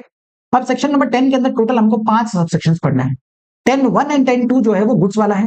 10(2)(a) जो बाद में चल करके गवर्नमेंट लेकर के आई, जो अदर सर्विसेज के लिए, मतलब आप प्योरली अगर सर्विस सप्लाई करते हो, क्योंकि देखो फिर सर्विस वालों ने भी कंप्लेन किया है कि यार हमने क्या गलती किया, हमारा टर्नओवर कम है, हमारा भी बिजनेस छोटा है, तो आप हमें भी हेल्प करो। तो इसलिए उनके लिए भी फिर अलग से स्कीम लेकर के आए। ठीक है, तो ये आपका ऑप्शनल स्कीम रहने वाला है। अब समझना, इसका थ्रेशोल्ड लिमिट दिया हुआ है कि अगर आपका थ्रेशोल्ड लिमिट जो है, ठीक है, तो अगर कोई भी रजिस्टर्ड पर्सन है जिसका aggregate turnover in the preceding financial year, पिछले साल का देखना है, प्रीसीडिंग फाइनेंशियल ईयर में aggregate turnover did not exceed 1.5 किया 1.5 CR will be eligible to opt for payment of tax under composition scheme. So अगर आपका टर्नओवर 1.5 सीआर को एक्सीड नहीं करता है, then you are eligible to opt for this scheme. लेकिन ये जो थ्रेशोल्ड लिमिट है ना हमारा, ये 1.5 सीआर से 75 लाख हो जाएगा, कम हो जाएगा इन 8 स्पेशल कैटेगरी स्टेट्स। तो स्पेशल कैटेगरी स्टेट्स कौन कौन से हैं? अरुणाचल प्रदेश, उत्तराखंड, नागालैंड, मणिपुर, मेघालय, मिजोरम, सिक्किम एंड त्रिपुरा। तो ये 8 स्पेशल कैटेगरी स्टेट्स के केस में बोला है कि अगर आपका लिमिट 75 लाख रुपीज भी होगा, ठीक है, 75 लाख रुपीज तक है, तो आप कंपोजिशन स्कीम ऑप्ट कर सकते हो, अदरवाइज जो है आपको नॉर्मल स्कीम लेना रहेगा। ठीक है, लेकिन आप ध्यान रखना, स्पेशल कैटेगरी स्टेट्स में जो आसाम हो गया, हिमाचल प्रदेश हो गया, जम्मू कश्मीर हो गया, या जो भी दूसरे स्टेट्स हैं, उनके लिए लिमिट कितना है? 1.5 सीआर ओनली। ठीक है, अब समझना, ये जो लिमिट दिया है, ये हमें बोला है कि पिछले साल का देखना है और एग्रीगेट टर्नओवर देखना है। तो एग्रीगेट टर्नओवर का डेफिनेशन हमारे लिए बहुत ज्यादा इंपॉर्टेंट हो जाता है। ठीक है, और इस चैप्टर के अंदर, इस सेक्शन के अंदर सबसे ज्यादा इंपॉर्टेंट चीज ही आपको यही ध्यान रखनी है कि एग्रीगेट टर्नओवर क्या होता है। उसके लिए मैंने बहुत अच्छे से यहाँ पर चार्ट दिया हुआ है, ये चार्ट आपको ध्यान में रखना है। तो जब भी एग्रीगेट टर्नओवर आप निकाल रहे हो, तो आपको क्या क्या इंक्लूड करना है? पहला बोला टैक्सेबल सप्लाईज, जितनी भी टैक्सेबल सप्लाईज वगैरह कर रहे हो, वो सारी आपको इंक्लूड करनी है। दूसरा, जो भी एग्जाम सप्लाईज आप ये करें, तो एग्जाम सप्लाईज भी आपके टर्नओवर का पार्ट बनेगी। ठीक है, नेक्स्ट चीज, एक्सपोर्ट कोई कर रहे हो या इंटर स्टेट सप्लाई कर रहे हो, तो वो भी आपको ऐड करना है। अब सर आगे चल करके हम देखेंगे सेक्शन नंबर 10 सेक्शन 2 के अंदर कंडीशंस दी गई है कि अगर आप कंपोजिशन स्कीम ऑप्ट करते हो तो क्या क्या कंडीशंस फुलफिल करनी रहेगी। अब उसके अंदर एक कंडीशन होगी कि आप कोई भी आउटवर्ड इंटर स्टेट सप्लाई नहीं कर सकते। अब सर जब मैं इंटर स्टेट सप्लाई कर ही नहीं सकता हूं, तो यहां पर क्या इंक्लूड करूं? यहां पर फिर यहां पर बोल रहे हैं कि इंक्लूड करो इंटर स्टेट सप्लाईज, और वहां पर बोल रहे हैं कि आप इंटर स्टेट सप्लाई कर ही नहीं सकते। ये क्या लॉजिक है इसका? तो समझना, आप जब कंपोजिशन स्कीम ऑप्ट कर लेते हो, तो आप इंटर स्टेट आउटवर्ड सप्लाई नहीं कर सकते। बट यहां पर जो एग्रीगेट टर्नओवर हम निकाल रहे हैं, ये तो प्रीसीडिंग फाइनेंशियल ईयर का है ना, पिछले साल का निकाल रहे हैं। मतलब अगर आपने पिछले साल में कोई भी इंटर स्टेट सप्लाई की है, तो उसका टर्नओवर जोड़ दो। इस साल में तो आप अलाउड हो ही नहीं। ठीक है, तो पिछले साल में कोई किया तो वो यहां पर ऐड हो जाएगा। और ये सारी चीजें आपको देखनी है of a person having same PAN to be computed on all India basis. मतलब आपके एक पेन पे जितने भी रजिस्ट्रेशन है, आपके 10 जगह रजिस्ट्रेशन ले रखे हैं, सबका टोटल करके देखना है। ठीक है, सो जब भी एग्रीगेट टर्नओवर देख रहे हो, तो आपको पैन इंडिया बेसिस पे देखना रहेगा। अब ये चीजों में आपको एक चीज और ऐड करना है, value of supplies from 1 April of a financial year up to the date of his becoming liable for registration. मतलब देखिए, जिस दिन तक आप रजिस्ट्रेशन के लिए लाइबल होते हो, वहां तक का आपको टर्नओवर सारी चीजें इंक्लूड करनी रहेगी। सर इसका लॉजिक क्या है? इसका लॉजिक मैं आपको बाद में बताऊंगा। ठीक है, अभी देखते हैं कि एक्सक्लूड क्या क्या करना है। तो एक्सक्लूजन में बोला है taxes including sales paid under GST, मतलब जीएसटी की जो भी टैक्सेस है, सीजीएसटी हो गया, एसजीएसटी हो गया, यूटी जीएसटी, आईजीएसटी, ये सारे आपको एक्सक्लूड करना है। दूसरा, value of inward supplies on which tax is payable under reverse charge. अब समझना, ये चीज तो बड़ी कॉमन सेंस वाली है ना यार, कि इनवर्ड सप्लाईज है, तो मेरा लाइबिलिटी, क्योंकि गवर्नमेंट को ऐसा लगता है कि मेरे कंधे जो है वो मजबूत है और मैं ये जिम्मेदारी उठा सकता हूं, इसलिए उन्होंने मुझ पर ये जिम्मेदारी दी है कि मैं रिवर्स चार्ज मैकेनिज्म में टैक्स का पेमेंट करूं। लेकिन वो मेरा टर्नओवर नहीं है। ठीक है, वो टर्नओवर किसी और का है, मैंने तो परचेज किया है, क्योंकि मेरा लाइबिलिटी है, इसलिए मैं टैक्स का पेमेंट कर रहा हूं। तो अगर जो भी आपका वैल्यू ऑफ इनवर्ड सप्लाईज है, जिसपे आप आरसीएम में टैक्स पेमेंट कर रहे हो, तो वो आपका एक्सक्लूड होगा। ठीक है, तीसरी चीज, value of exam supplies of services provided by way of extending deposits, loans or advances insofar as the consideration is represented by way of interest or discount। अब समझना, एग्जाम्पशन चैप्टर में हम पढ़ेंगे कि ये पॉइंट जो है ये एग्जाम्प्ट किया हुआ है। ठीक है, आपने कोई भी इंटरेस्ट या डिस्काउंट आपको अर्न हुआ है, तो वो आपको एग्जाम्प्ट किया हुआ है। लॉजिक क्या है? सिंपल यार, कोई भी व्यक्ति अपना पैसा कहाँ रखता है? घर में तो रखेगा नहीं, बैंक में रखेगा, बैंक से उसको कुछ ना कुछ ब्याज मिलेगा, इंटरेस्ट मिलेगा। अब वो इंटरेस्ट, जैसे ही आपको इंटरेस्ट का इनकम हुआ, तो वो अगर यहाँ जोड़ देंगे तो वो गलत हो जाएगा ना यार, अननेसेसरी। आपने पहले से थ्रेशोल्ड लिमिट बहुत कम दिया है 1.5 सीआर का, और उसमें भी आप ये इंटरेस्ट वगैरह जोड़ दोगे तो फिर कैसे चलेगा? इसलिए बोला कि यार इंटरेस्ट साइड में रखते हैं। ठीक है, आप अपना पैसा बैंक वगैरह में रखो, इंटरेस्ट वगैरह आएगा उसको हम इंक्लूड नहीं करें। ठीक है, तो ये चीजें आपकी एक्सक्लूड हो जाएगी। अब सर ये हमारा एग्रीगेट टर्नओवर हो गया। एग्रीगेट टर्नओवर हमें क्या बताएगा कि हम जो कंपोजिशन स्कीम ले रहे हैं उसके लिए एलिजिबल है क्या, क्योंकि आपका टर्नओवर जो है अगर 1.5 शेयर से एक्सीड कर गया तो फिर आप एलिजिबल नहीं रहोगे। ठीक है, अब समझना, नेक्स्ट दिया हुआ है rates of tax under composition scheme. So क्या क्या रेट्स रहने वाली है, तो देखो यहां पर बोल दिया कि यार आपको कोई इनपुट टैक्स रेट का झंझट नहीं देगा, ठीक है। एक सिंपल प्लेन रेट दिया है, रेट के हिसाब से टैक्स का पेमेंट करो और मस्ती से अपना बिजनेस पे ध्यान दो।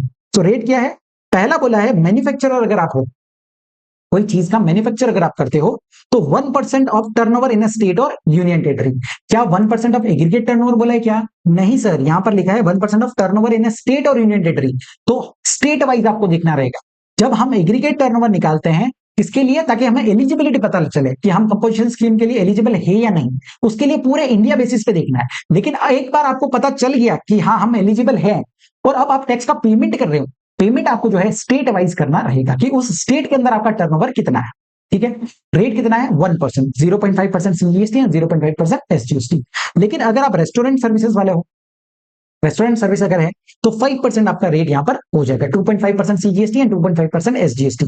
नेक्स्ट चीज, अगर इनके अलावा कोई भी व्यक्ति है, जैसे कोई ट्रेडर हो गया या होलसेलर हो गया, ठीक है, तो उनके केस में जो है आपका रेट हो जाएगा 1% of turnover of taxable supplies.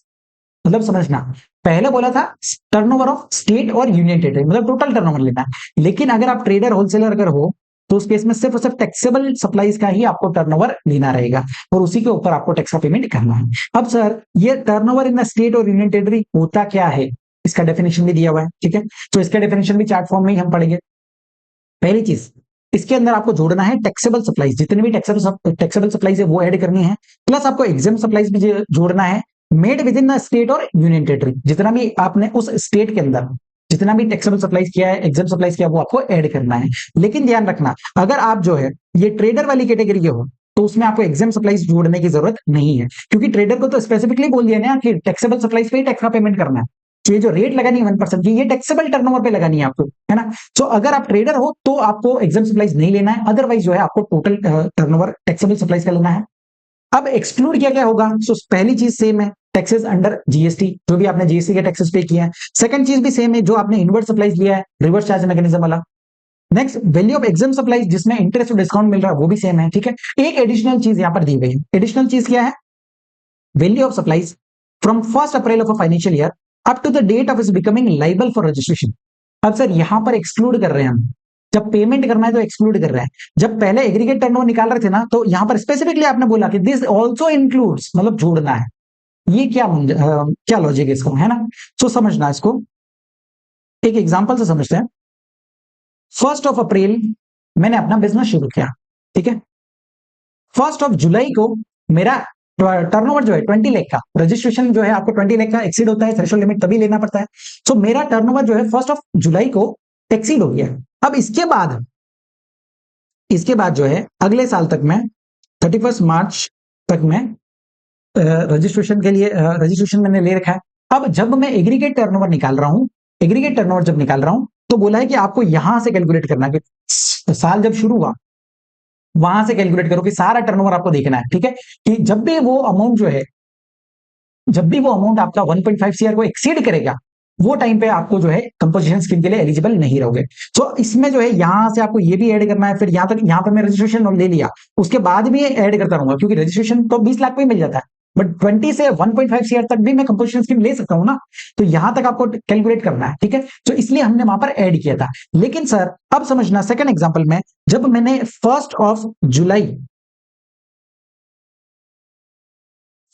जुलाई को जब मैंने रजिस्ट्रेशन ले लिया, ठीक है। अब मैंने रजिस्ट्रेशन ले लिया, अब चूंकि रजिस्ट्रेशन लिया है और मैंने कंपोजिशन स्कीम ऑप्ट किया है, तो अब मैं जब टैक्स का पेमेंट कर रहा हूं, मतलब वो जो 1% वाला रेट लगा रहा हूं, वो टाइम पे क्या मैं पिछले पीरियड का भी टैक्स का पेमेंट करूं क्या? जो 1 अप्रैल से मैंने जो सप्लाईज की, ये पीरियड के दौरान जो मैंने सप्लाईज की, क्या इस पे भी टैक्स का पेमेंट करूंगा क्या? द आंसर इज नो यार। मैं क्यों पेमेंट करूंगा? मैं रजिस्टर्ड ही 1 जुलाई को हुआ हूं, उससे पहले तो मैं रजिस्टर्ड ही नहीं था ना। कोई व्यक्ति रजिस्टर्ड ही नहीं है तो वो टैक्स का पेमेंट गवर्नमेंट को क्यों करेगा? इसीलिए बोला है कि जब आप टैक्स का पेमेंट निकाल रहे हो, तो आप जिस दिन लाइबल हुए रजिस्ट्रेशन के लिए, वहां से आपको आगे कैलकुलेट करना है, यहां से मेरे टर्नओवर कितना रहता है उस पर मुझे टैक्स पेमेंट करना है। इससे पहले तो मैं रजिस्टर्ड ही नहीं था, तो मुझे टैक्स का पेमेंट करने की जरूरत नहीं है। समझा कि आपको लॉजिक समझ में आया ना। इसीलिए जब एग्रीगेट टर्नओवर निकालते हैं, तो 1 अप्रैल से लेकर के जिस दिन लाइबल फॉर रजिस्ट्रेशन हो, वहां तक का टर्नओवर ऐड करना है, ताकि हमें पता चले कि क्या हम एलिजिबल है कि नहीं। फिर अगर पता चल गया कि हाँ एलिजिबल है, तो टैक्स का पेमेंट निकाल रहे हो, उसमें जो है पुराना पीरियड को आपको इंक्लूड नहीं करना है। जब आप रजिस्टर्ड ही नहीं थे तो टैक्स का पेमेंट क्यों करोगे? क्लियर है? चलो नेक्स्ट आते हैं मार्जिनल सप्लाई ऑफ सर्विसेज। अब सर ये कॉन्सेप्ट क्या होता है समझना। जनरली क्या है, जो स्कीम लेकर के आया था वो गुड्स के लिए लेकर के आया था, लेकिन क्या होता है जब भी कोई गुड्स सप्लाई करते तो कई बार क्या होता है कुछ बिजनेस ऐसे होते हैं जिसमें साथ में थोड़ी बहुत सर्विस भी इन्वॉल्व होती है। जैसे यार मेरा बिजनेस है, मैं एसी वगैरह बेचता हूँ, ठीक है, एसी वगैरह सेल करता हूँ, तो मेन बिजनेस मेरा गुड्स का है, लेकिन वो जो भी व्यक्ति कस्टमर जो खरीदता है एसी को, उसका इंस्टॉलेशन घर पे जाकर के मेरा आदमी जाता है और वो इंस्टॉलेशन भी करके आता है, तो वो सर्विस भी इंक्लूड हो गया। अब सर्विस मेरा मेन नहीं है, मेरा मेन काम इंस्टॉलेशन का नहीं है, मेरा मेन काम है एसी बेचना, उसके साथ में मैं मार्जिनल सप्लाई ऑफ सर्विस भी कर रहा हूं। तो ये एक इशू आ रहा था, इसलिए गवर्नमेंट ने ये अलग से अमेंडमेंट लेकर के आया और बोला कि यार देखो अगर आप मार्जिनल सप्लाई ऑफ सर्विस करोगे तो भी हम आपको जो है यहाँ पर कुछ बेनिफिट्स दे देंगे। तो अगर आपने कंपल्शन स्कीम ऑप्ट किया अंडर सेक्शन 10(1) के अंदर एग्रीगेट लिमिट वो लिया हुआ था, ठीक है, तो एग्रीगेट 10(1) के अंदर जो दिया हुआ है कंपल्शन स्कीम वो गुड्स के लिए है, namely one service which is restaurant service. However अगर आप कोई मार्जिनल सप्लाई करते हो सर्विसेज का, मार्जिनल मतलब गुड्स के साथ साथ, ऐसा नहीं कि सिर्फ सर्विस, अगर सिर्फ सर्विस दोगे तो 10(1) 10(2) में आपको कंपल्शन स्कीम नहीं मिलेगी, फिर आपको 10(2)(a) के अंदर देखना पड़ेगा, ठीक है। तो यहां पर बोल रहे हैं कि गुड्स के साथ में थोड़ा बहुत सर्विस भी अगर दे रहे हो तो वो आपको अलाउ कर देंगे। कितना अलाउ करेंगे? 10% of the turnover in a state और union territory in the preceding financial year. पिछले साल में जितना टर्नओवर था उसका 10% ले लो, और बोला है 5 लाख रुपीज, विच एवर जो हायर है इतने अमाउंट का आप यहां पर मार्जिनल सप्लाई ऑफ सर्विस भी कर सकते हैं। क्लियर है? समझा आपको? चलो सर, 10(1) एंड 10(2) जो है 10(1) का आपको स्कीम समझा। अब 10(2) के अंदर जो है यहाँ पर कुछ कंडीशंस दी गई है। So persons not eligible for compulsion scheme, मतलब अगर ये कंडीशंस आप फुलफिल नहीं करते हो तो आपको 10(1) का जो स्कीम है वो आपको नहीं मिलेगा, ठीक है। क्या क्या कंडीशन है?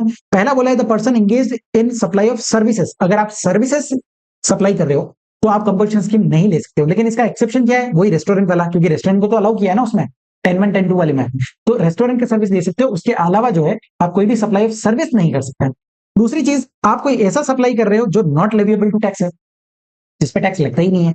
तीसरी चीज, supplier making any inter state outward supply of goods और सर्विसेज। अब आउटवर्ड को मैंने रेड क्यों किया है सर? क्योंकि देखो अगर मैंने कोई इंटर स्टेट इनवर्ड सप्लाईज लिया है, मैं राजस्थान में बैठ करके एक बिजनेस कर रहा हूं और मैंने कोई भी गुजरात से कोई सर्विसेज लिया है, इंटर स्टेट इनवर्ड सप्लाईज ले सकते हो, but inter state outward supply नहीं कर सकते, क्योंकि आउटवर्ड सप्लाई कर रहे हो मतलब बड़े आदमी हो यार आप, बड़े अलग अलग अलग स्टेट्स में आपका काम फैला हुआ है, तो फिर आप कंपल्शन स्कीम के लिए एलिजिबल नहीं होगे, ठीक है। Next, person supplying such services through an electronic commerce operator who is required to collect TCS under section 52। तो अगर ईसीओ के द्वारा आपकी सर्विसेज दी जा रही है और टीसीएस अगर डिडक्ट होता है उसमें, ठीक है। नेक्स्ट चीज, मैन्युफैक्चरर अगर आप हो ये फॉलोइंग नोटिफाइड गुड्स के, अब मैन्युफैक्चरर किस किस के होने चाहिए? Ice cream, other edible eyes, whether or not containing cocoas, पान मसाला, all goods, tobacco and manufactured tobacco substitutes, aerated water, fly ash bricks, fly ash aggregates, fly ash blocks। ये एक तरह की जो घर बनते हैं ना तो उसमें ब्रिक्स वगैरह लगती है, ईंटें वगैरह जो होती है, ब्रिक्स ऑफ फॉसिल मील्स और सिमिलर सिलिशियस अर्थ, बिल्डिंग ब्रिक्स हो गई, अर्थन और रूफिंग टाइल्स हो गई जो टाइल्स वगैरह होती है। तो ये सारे प्रोडक्ट्स के अगर आप मैन्युफैक्चरर हो तो आप एलिजिबल नहीं हो, लेकिन क्वेश्चन में ध्यान से देखना, अगर ट्रेडर लिखा हो तो अलाउड हो जाएगा, ठीक है। जो छोटी छोटी चीजें ध्यान रखने की होती है, बच्चे क्या करते हैं पान मसाला देखा और सीधा ही कि नॉट एलिजिबल, अरे काय का नॉट एलिजिबल, यहाँ पर मैन्युफैक्चरर लिखा है, ठीक है। अगर ट्रेडर हो तो फिर वहां पर अलाउ हो जाएगा। लास्ट कंडीशन बोला है कि he is a casual taxable person और a non resident taxable person, CTP या एनआरटीपी अगर हो तो भी आप ऑप्ट नहीं कर सकते। तो ये सारी कंडीशंस आपको ध्यान में रखनी है, 6 कंडीशंस यहां पर दी गई है। नेक्स्ट चीज, अगर आप कंपोजिशन स्कीम ऑप्ट कर रहे हो फॉर योर वन यूनिट, मान लीजिए किसी एक व्यक्ति के 2-3 मल्टीपल ब्रांचेस हैं, ठीक है, अलग अलग रजिस्ट्रेशन लिए हुए डिस्टिंक्ट पर्सन हो, तो आप जो है एलिजिबल होने चाहिए सारे यूनिट्स के लिए, सारी एंटिटी के लिए। और अगर एक भी एंटिटी कोई भी कंडीशन ब्रीच करती है, अगर एक भी एंटिटी जो है कंपल्शन स्कीम के लिए एलिजिबल नहीं रही तो फिर सारी एंटिटीज जो है कंपल्शन स्कीम से बाहर आ जाएगी। सो ऐसा नहीं कि मैंने अपनी एक यूनिट के लिए कंपल्शन स्कीम ऑप्ट किया और एक के लिए मैं रेगुलर स्कीम ले लूं, ऐसा अलाउड नहीं है। या तो रेगुलर स्कीम दोनों को लेना पड़ेगा या फिर कंपल्शन स्कीम दोनों को लेना पड़ेगा, और अगर कंपल्शन स्कीम ले रहे हो तो ये सारी कंडीशंस का फुलफिलमेंट भी करना रहेगा। क्लियर है? चलो सर, यहां पर हमारा compulsion scheme under section 10(1) and 10(2) जो कंपल्शन स्कीम फॉर गुड्स था वो हमने कंप्लीट किया। अब सर सर्विसेज के लिए भी एक स्कीम लेकर के आए हैं जिसका दिया हुआ है section number 10 subsection 2A। Services वालों ने बोला कि यार हमने क्या गलती की है, हमें भी तो कंपल्शन स्कीम दो, हम भी छोटा बिजनेस है, स्टार्टअप है ना। तो इसके लिए बोला कि देखो अगर आप 10(1) एंड 10(2) में कंपल्शन स्कीम के लिए एलिजिबल नहीं हो, कब नहीं होंगे? जब आप प्योरली सर्विस दे रहे हो, मेरा काम ही है सिर्फ सर्विस देने का, तो आप वहां एलिजिबल नहीं होंगे। तो अगर आप सर्विसेज दे रहे हो और आपका एग्रीगेट टर्नओवर जो है in the preceding financial year did not exceed 50 lakh rupees, अब देखो यहाँ पर लिमिट थोड़ा कम दिया है ना, लिमिट क्या बोला है कि अगर आपका turnover in the preceding financial year 50 lakh को एक्सीड नहीं करता है उस केस में आप इस साल में जो है कंपल्शन स्कीम ले सकते हो और आपके लिए जो रेट लगाई जाएगी वो बोला है 6%। ठीक है, 3% सीजीएसटी एंड 3% एसजीएसटी के रेट से आप टैक्स का पेमेंट कर सकते हो। ठीक है, सो ये किस पे लगानी है रेट? टर्नओवर इन स्टेट और टर्नओवर इन यूनियन टेरिटरी। लेकिन इसके लिए भी कुछ कंडीशंस दी गई है। पहले जैसे हमने 10(2) के अंदर 6 कंडीशंस देखी थी, सेम कंडीशन यहां पर दी हुई, सिर्फ एक कंडीशन कम है। ठीक है, एक कंडीशन कौन सी है? यहां पर देखो, ये जो पहली कंडीशन थी कि आप एक्सक्लूसिवली सप्लाई ऑफ सर्विस नहीं कर सकते हैं, ये कंडीशन हटा दी क्योंकि ये तो सेक्शन ही सर्विस के लिए है ना। तो वो कंडीशन को छोड़ करके बाकी सारी कंडीशंस यहां पर सेम रहने वाली कि आप जो है कोई भी ऐसा सप्लाई नहीं कर सकते जो नॉट लेविएबल टू टैक्स है, या फिर कोई भी इंटरस्टेट आउटवर्ड सप्लाई नहीं कर सकते हैं, आप कोई भी सर्विसेज का सप्लाई नहीं कर सकते through an electronic commerce operator जो टीसीएस कलेक्ट करता है। दूसरा, आप मैन्युफैक्चरर नहीं हो सकते नोटिफाइड गुड्स के। एंड लास्ट क्या है कि आप सीटीपी और एनआरटीपी नहीं हो सकता है। कंपल्शन स्कीम लोगे तो सबके लिए लेना पड़ेगा, अब नहीं ले रहे तो सबके लिए रेगुलर स्कीम ही आपको लेना रहेगा। ठीक है, अब कुछ कॉमन पॉइंट्स दिए हैं जो दोनों ही के लिए काम आएगा। कॉमन पॉइंट्स क्या है कि देखो, अगर किसी व्यक्ति ने कंपल्शन स्कीम ऑप्ट किया है लेकिन वो ऐसा कोई इनवर्ड सप्लाईज ले रहा है जिसके ऊपर रिवर्स चार्ज मैकेनिज्म लगता है अंडर सेक्शन 9(3) और 9(4), तो उस केस में आपको आरसीएम का लाइबिलिटी मीट करना पड़ेगा, आपको पेमेंट करना पड़ेगा। और उस केस में जो रेट्स हमने देखी ना, ये रेट नहीं लगेगी, जो उस प्रोडक्ट पे रेट होगी उस हिसाब से जो है आपको टैक्स का पेमेंट करना रहेगा। दूसरी चीज, आपने जो भी बिल वगैरह बना रहे हो, ठीक है, तो आपको ये वर्ड लिखना पड़ेगा, composition taxable person not eligible to collect tax on supplies. मतलब बिल के सॉरी, आपका जो टैक्स इनवॉइस तो आप इशू कर नहीं सकते। नॉर्मल जो रजिस्टर्ड व्यक्ति होता है वो टैक्स इनवॉइस इशू करता है, लेकिन कंपल्शन स्कीम के अंदर बिल ऑफ सप्लाई इशू किया जाता है। और बिल ऑफ सप्लाई के ऊपर टॉप पे आपको लिखना पड़ेगा कि भैया मैं कंपल्शन टैक्सेबल पर्सन हूं, मैं आपसे टैक्स कलेक्ट नहीं कर सकता, मुझे ये अधिकार ही नहीं। ठीक है, और साथ ही आप जो है किसी भी तरह का इनपुट टैक्स क्रेडिट भी यहां पर अवेल नहीं कर सकते। दूसरी चीज, जो भी कंपोजिशन स्कीम के अंदर रजिस्टर्ड है तो उसको अपने हर लेटर हेड पे हो गया, साइन बोर्ड हो गया, वहां हर जगह कंपोजिशन टैक्सेबल पर्सन लिखना पड़ेगा। क्लियर हुआ आपको? चलो, नेक्स्ट दिया हुआ है intimation of opting for composition levy. अब देखो, अगर आप कंपोजिशन स्कीम ले रहे तो दो सिनेरियोस हो सकता है। पहला, अगर मैं पहली बार रजिस्ट्रेशन ले रहा हूं, या फिर दूसरा केस क्या हो सकता है कि मैंने पहले रजिस्ट्रेशन ले लिया, उस समय मुझे अवेयरनेस नहीं थी, पता नहीं था कि ऐसा कोई स्कीम भी है, बट बाद में किसी ने बताया और अब मैं लेना चाह रहा हूं, है ना। तो एग्जिस्टिंग रजिस्टर्ड पर्सन भी हो सकता है। तो दोनों के लिए अलग अलग प्रोविजन दिए हुए हैं। पहला केस, अगर आप नए रजिस्ट्रेशन ले रहे हो, पहली बार रजिस्टर कर रहे हो, तो आपके पास ऑप्शन होता है, जब आप रजिस्ट्रेशन फॉर्म भरते हो उसमें ऑप्शन होता है कि आप ऑप्ट कर लो कंपल्शन स्कीम। उस केस में compulsion scheme can be opt at any time during the year while applying for registration. जब अप्लाई किया है वही टाइम पे कंपल्शन स्कीम ऑप्ट कर लो। और उसका एलिजिबिलिटी कब से रहेगा? जब आपका रजिस्ट्रेशन इफेक्टिव होता है, उस डेट से आप कंपल्शन स्कीम के अंदर भी आपका इफेक्टिव हो जाएगा। नेक्स्ट चीज, अगर आप रजिस्टर्ड पर्सन हो, ऑलरेडी जीएसटी के अंदर रजिस्टर्ड हो नॉर्मल स्कीम के अंदर, और अब आप चाहते हो कि मैं यहां पर स्विच करके कंपल्शन स्कीम में आऊं, तो वो आप सिर्फ और सिर्फ beginning of the financial year में ही आ सकते हैं, इन बिटवीन नहीं आ सकते। ठीक है, साल की शुरुआत में ही आ सकते हो, और आपका कंपल्शन लेवी जो है वो इफेक्टिव भी होगा beginning from the said financial year, जब आपने लिया है वहीं से आपका चालू हो जाएगा। नेक्स्ट चीज, जब आप स्विच कर रहे हो तो आपको एक इंटीमेशन देना पड़ेगा, for opting to pay tax under compulsion scheme must be filed prior to the commencement of any financial year for which the said option is exercise. तो आपको एक इंटीमेशन देकर के फिर आप beginning of any financial year में switch कर सकते हो। नेक्स्ट आते हैं सेक्शन नंबर 10 सबसेक्शन 3। अभी तक सर हमने कौन कौन से सेक्शंस पढ़े हैं? अभी तक हमने पढ़ा है सेक्शन 10 सबसेक्शन 1 जो बात करता है कि टर्नओवर क्या होना चाहिए, 1.5 सीआर का लिमिट वगैरह दिया है, टर्नओवर बताया। 10(2) के अंदर कंडीशंस दी गई है, कौन कौन सी कंडीशंस आपको फुलफिल करनी। नेक्स्ट हमने पढ़ा 10(2)(a), ये कंपल्शन स्कीम फॉर सर्विसेज था। ठीक है, अब हम पढ़ रहे हैं सेक्शन नंबर 10 सबसेक्शन 3। ये बात करता है कि आपका जो कंपल्शन स्कीम है वो कितने टाइम तक वैलिड रहेगा। ठीक है, उसकी वैलिडिटी क्या रहेगी। सो 3 सिनेरियोज यहां पर हो सकते हैं। पहला, tax payer ceases to satisfy condition. जो सेक्शन नंबर 10 सबसेक्शन 2 की जो कंडीशंस दी गई थी, अगर आप वो फुलफिल नहीं करते हो, मतलब मान लीजिए आपका टर्नओवर जो है वो एक्सीड हो गया, 1.5 शेयर से ज्यादा हो गया, या फिर आपने कोई इंटरस्टेट आउटवर्ड सप्लाई कर ली, है ना, तो ऐसा कोई भी कंडीशन आप अगर ब्रीच कर लेते हो, उस केस में आपको जो है एक इंटीमेशन फाइल करना पड़ेगा with in 7 days of the occurrence of such event. जिस दिन वो इवेंट हुआ वहां से 7 दिन के अंदर एक इंटीमेशन फाइल करो। एंड आपका जो इफेक्टिव डेट रहेगा वो डेट इंडिकेटेड इन इंटीमेशन, जिस दिन वो जो डेट आपने इंटीमेशन के अंदर बताया गया उस डेट से जो है आपका कंपल्शन स्कीम विड्रॉ कर दिया जाए। ठीक है, दूसरी चीज सर, वॉलेंट्री विड्रॉल, मतलब आपको जो है वॉलेंट्री विड्रॉ करना चाह रहे हैं, तो उस केस में आपको सेम प्रोसीजर है, इंटीमेशन फाइल करना पड़ेगा before the date of such withdrawal. जब विड्रॉल से पहले आपको ये फाइल करना है, और इफेक्टिव डेट क्या रहेगा? Date indicated in his intimation. Third case, अगर आपका जो कंपल्शन स्कीम है उसको डिनाई कर दिया जाता है बाय टैक्स अथॉरिटी, मतलब अगर टैक्स अथॉरिटी को लगता है कि यार आपने कोई गलती किया है, गलत तरीके से कंपल्शन स्कीम ऑप्ट किया है, तो उस केस में वो अपनी मर्जी से चाहे तो आपको जो है यहाँ से निकाल सकते हैं, विड्रॉ कर सकते हैं आपका कंपल्शन स्कीम। और उस केस में इफेक्टिव डेट क्या होगा?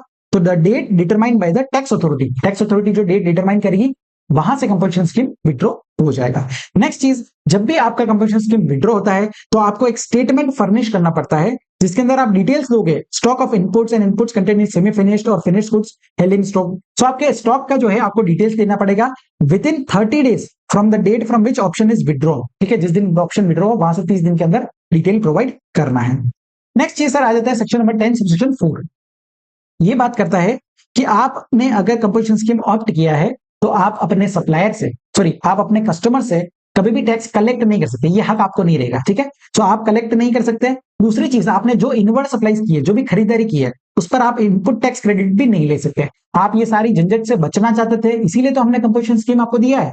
तो ये चीजें आपके लिए अवेलेबल नहीं रहेगी। एंड लास्ट सेक्शन दिया सेक्शन नंबर 10 सबसेक्शन 5, ये बोलता है कि अगर प्रॉपर ऑफिसर को ऐसा लगता है कि आपने कंपल्शन स्कीम जो है वो गलत तरीके से ऑप्ट किया है, आप एलिजिबल नहीं थे फिर भी आपने ऑप्ट कर लिया, तो उस केस में आपके ऊपर पेनल्टी लगाई जाएगी। और प्रोविजंस जो है सेक्शन नंबर 73, 74 और जो अमेंडमेंट आया आपका सेक्शन नंबर 74A, इसके अंदर जो डिमांड एंड रिकवरी के प्रोविजंस है वो भी आपके ऊपर लगा दिए जाएंगे।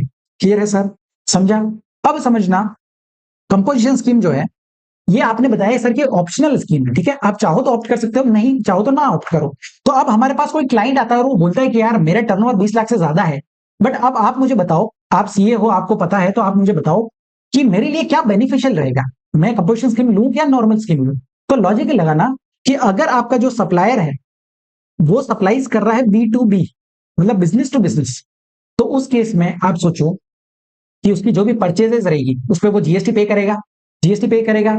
और अगर वो यहां पर नॉर्मल स्कीम ऑप्ट करता है तो उसका वो क्रेडिट ले लेगा। अगर आपने कोई चीज का क्रेडिट ले लिया तो वो आपकी कॉस्ट का पार्ट कभी बनता ही नहीं। ठीक है, अगर आप उसका क्रेडिट नहीं ले पाते हो तो फिर आपकी कॉस्ट का पार्ट बनता है और आपका जो प्रोडक्ट है वो महंगा होता है। सो अगर आप रजिस्टर्ड पर्सन हो नॉर्मल स्कीम के अंदर तो आप अपने इनवर्ड सप्लाईज का क्रेडिट ले लोगे। और फिर जो भी आपके आउटवर्ड सप्लाई है, अगर आप B2B सप्लाई ज्यादा करते हो तो आपका सामने वाला जो कस्टमर है वो भी रजिस्टर्ड होगा। अगर सामने वाला रजिस्टर्ड है तो उसको कितना टैक्स चार्ज किया उससे फर्क भी नहीं पड़ता, क्योंकि उसको भी आईटीसी मिल जाएगा, है ना? उसको आईटीसी मिल रहा है तो उसको तो कितना भी टैक्स चार्ज करो ना यार, हमारे क्या जा रहा है, हम तो क्रेडिट ले लेंगे, हम तो आगे पास ऑन कर देंगे। तो अगर B2B सप्लाई ज्यादा कर रहे हो जहां पर आपका कस्टमर रजिस्टर्ड है तो आपको ये एडवाइस करना चाहिए कि आपको जो है नॉर्मल स्कीम ऑप्ट कीजिए। ठीक है, क्योंकि उसमें आप क्रेडिट, इनपुट टैक्स क्रेडिट की चेन से जुड़े रहोगे तो आपको क्रेडिट मिलेगा, तो आपका प्रोडक्ट महंगा नहीं होगा। ठीक है, सॉरी, चेन से जुड़े रहोगे तो आपका प्रोडक्ट महंगा नहीं होगा और आप जो भी टैक्स वगैरह है वो आगे पास ऑन कर सकते हैं। लेकिन समझना, अगर मेरा जो सप्लायर है वो B2C सप्लाईज करता है, मतलब उसका जो कस्टमर है वो अनरजिस्टर्ड है। अब अगर अनरजिस्टर्ड है, अगर आपका कस्टमर अनरजिस्टर्ड है, उस केस में आपके लिए कंपोजिशन स्कीम जो है वो ज्यादा बेनिफिशियल हो जाएगा। क्यों सर? क्योंकि इसमें क्या होता है, आपका जो भी इनपुट्स है, ठीक है, इनपुट्स पे आपको क्रेडिट नहीं मिलेगा, लेकिन आप जो है अपने कस्टमर से पैसा चार्ज भी तो नहीं करोगे, आप उससे टैक्स कलेक्ट भी तो नहीं करोगे, तो आपका प्रोडक्ट जो है नॉमिनल रेट में रहे। ठीक है, अब यहां पर क्या था, यहां पर रजिस्टर्ड था कस्टमर, अगर कस्टमर रजिस्टर्ड है तो आप टैक्स चार्ज भी कर लोगे, उसको फर्क नहीं पड़ेगा। लेकिन अगर कस्टमर अनरजिस्टर्ड है तो उससे टैक्स चार्ज करोगे तो आपका प्रोडक्ट महंगा हो जाएगा। इसीलिए अगर आपका B2C ज्यादा सप्लाई है तो आपको कंपोजिशन स्कीम लेना चाहिए, और अगर आपका B2B सप्लाई ज्यादा है तो आपको नॉर्मल स्कीम ऑप्ट करना चाहिए। सो ये एडवाइजरी आपको देनी चाहिए।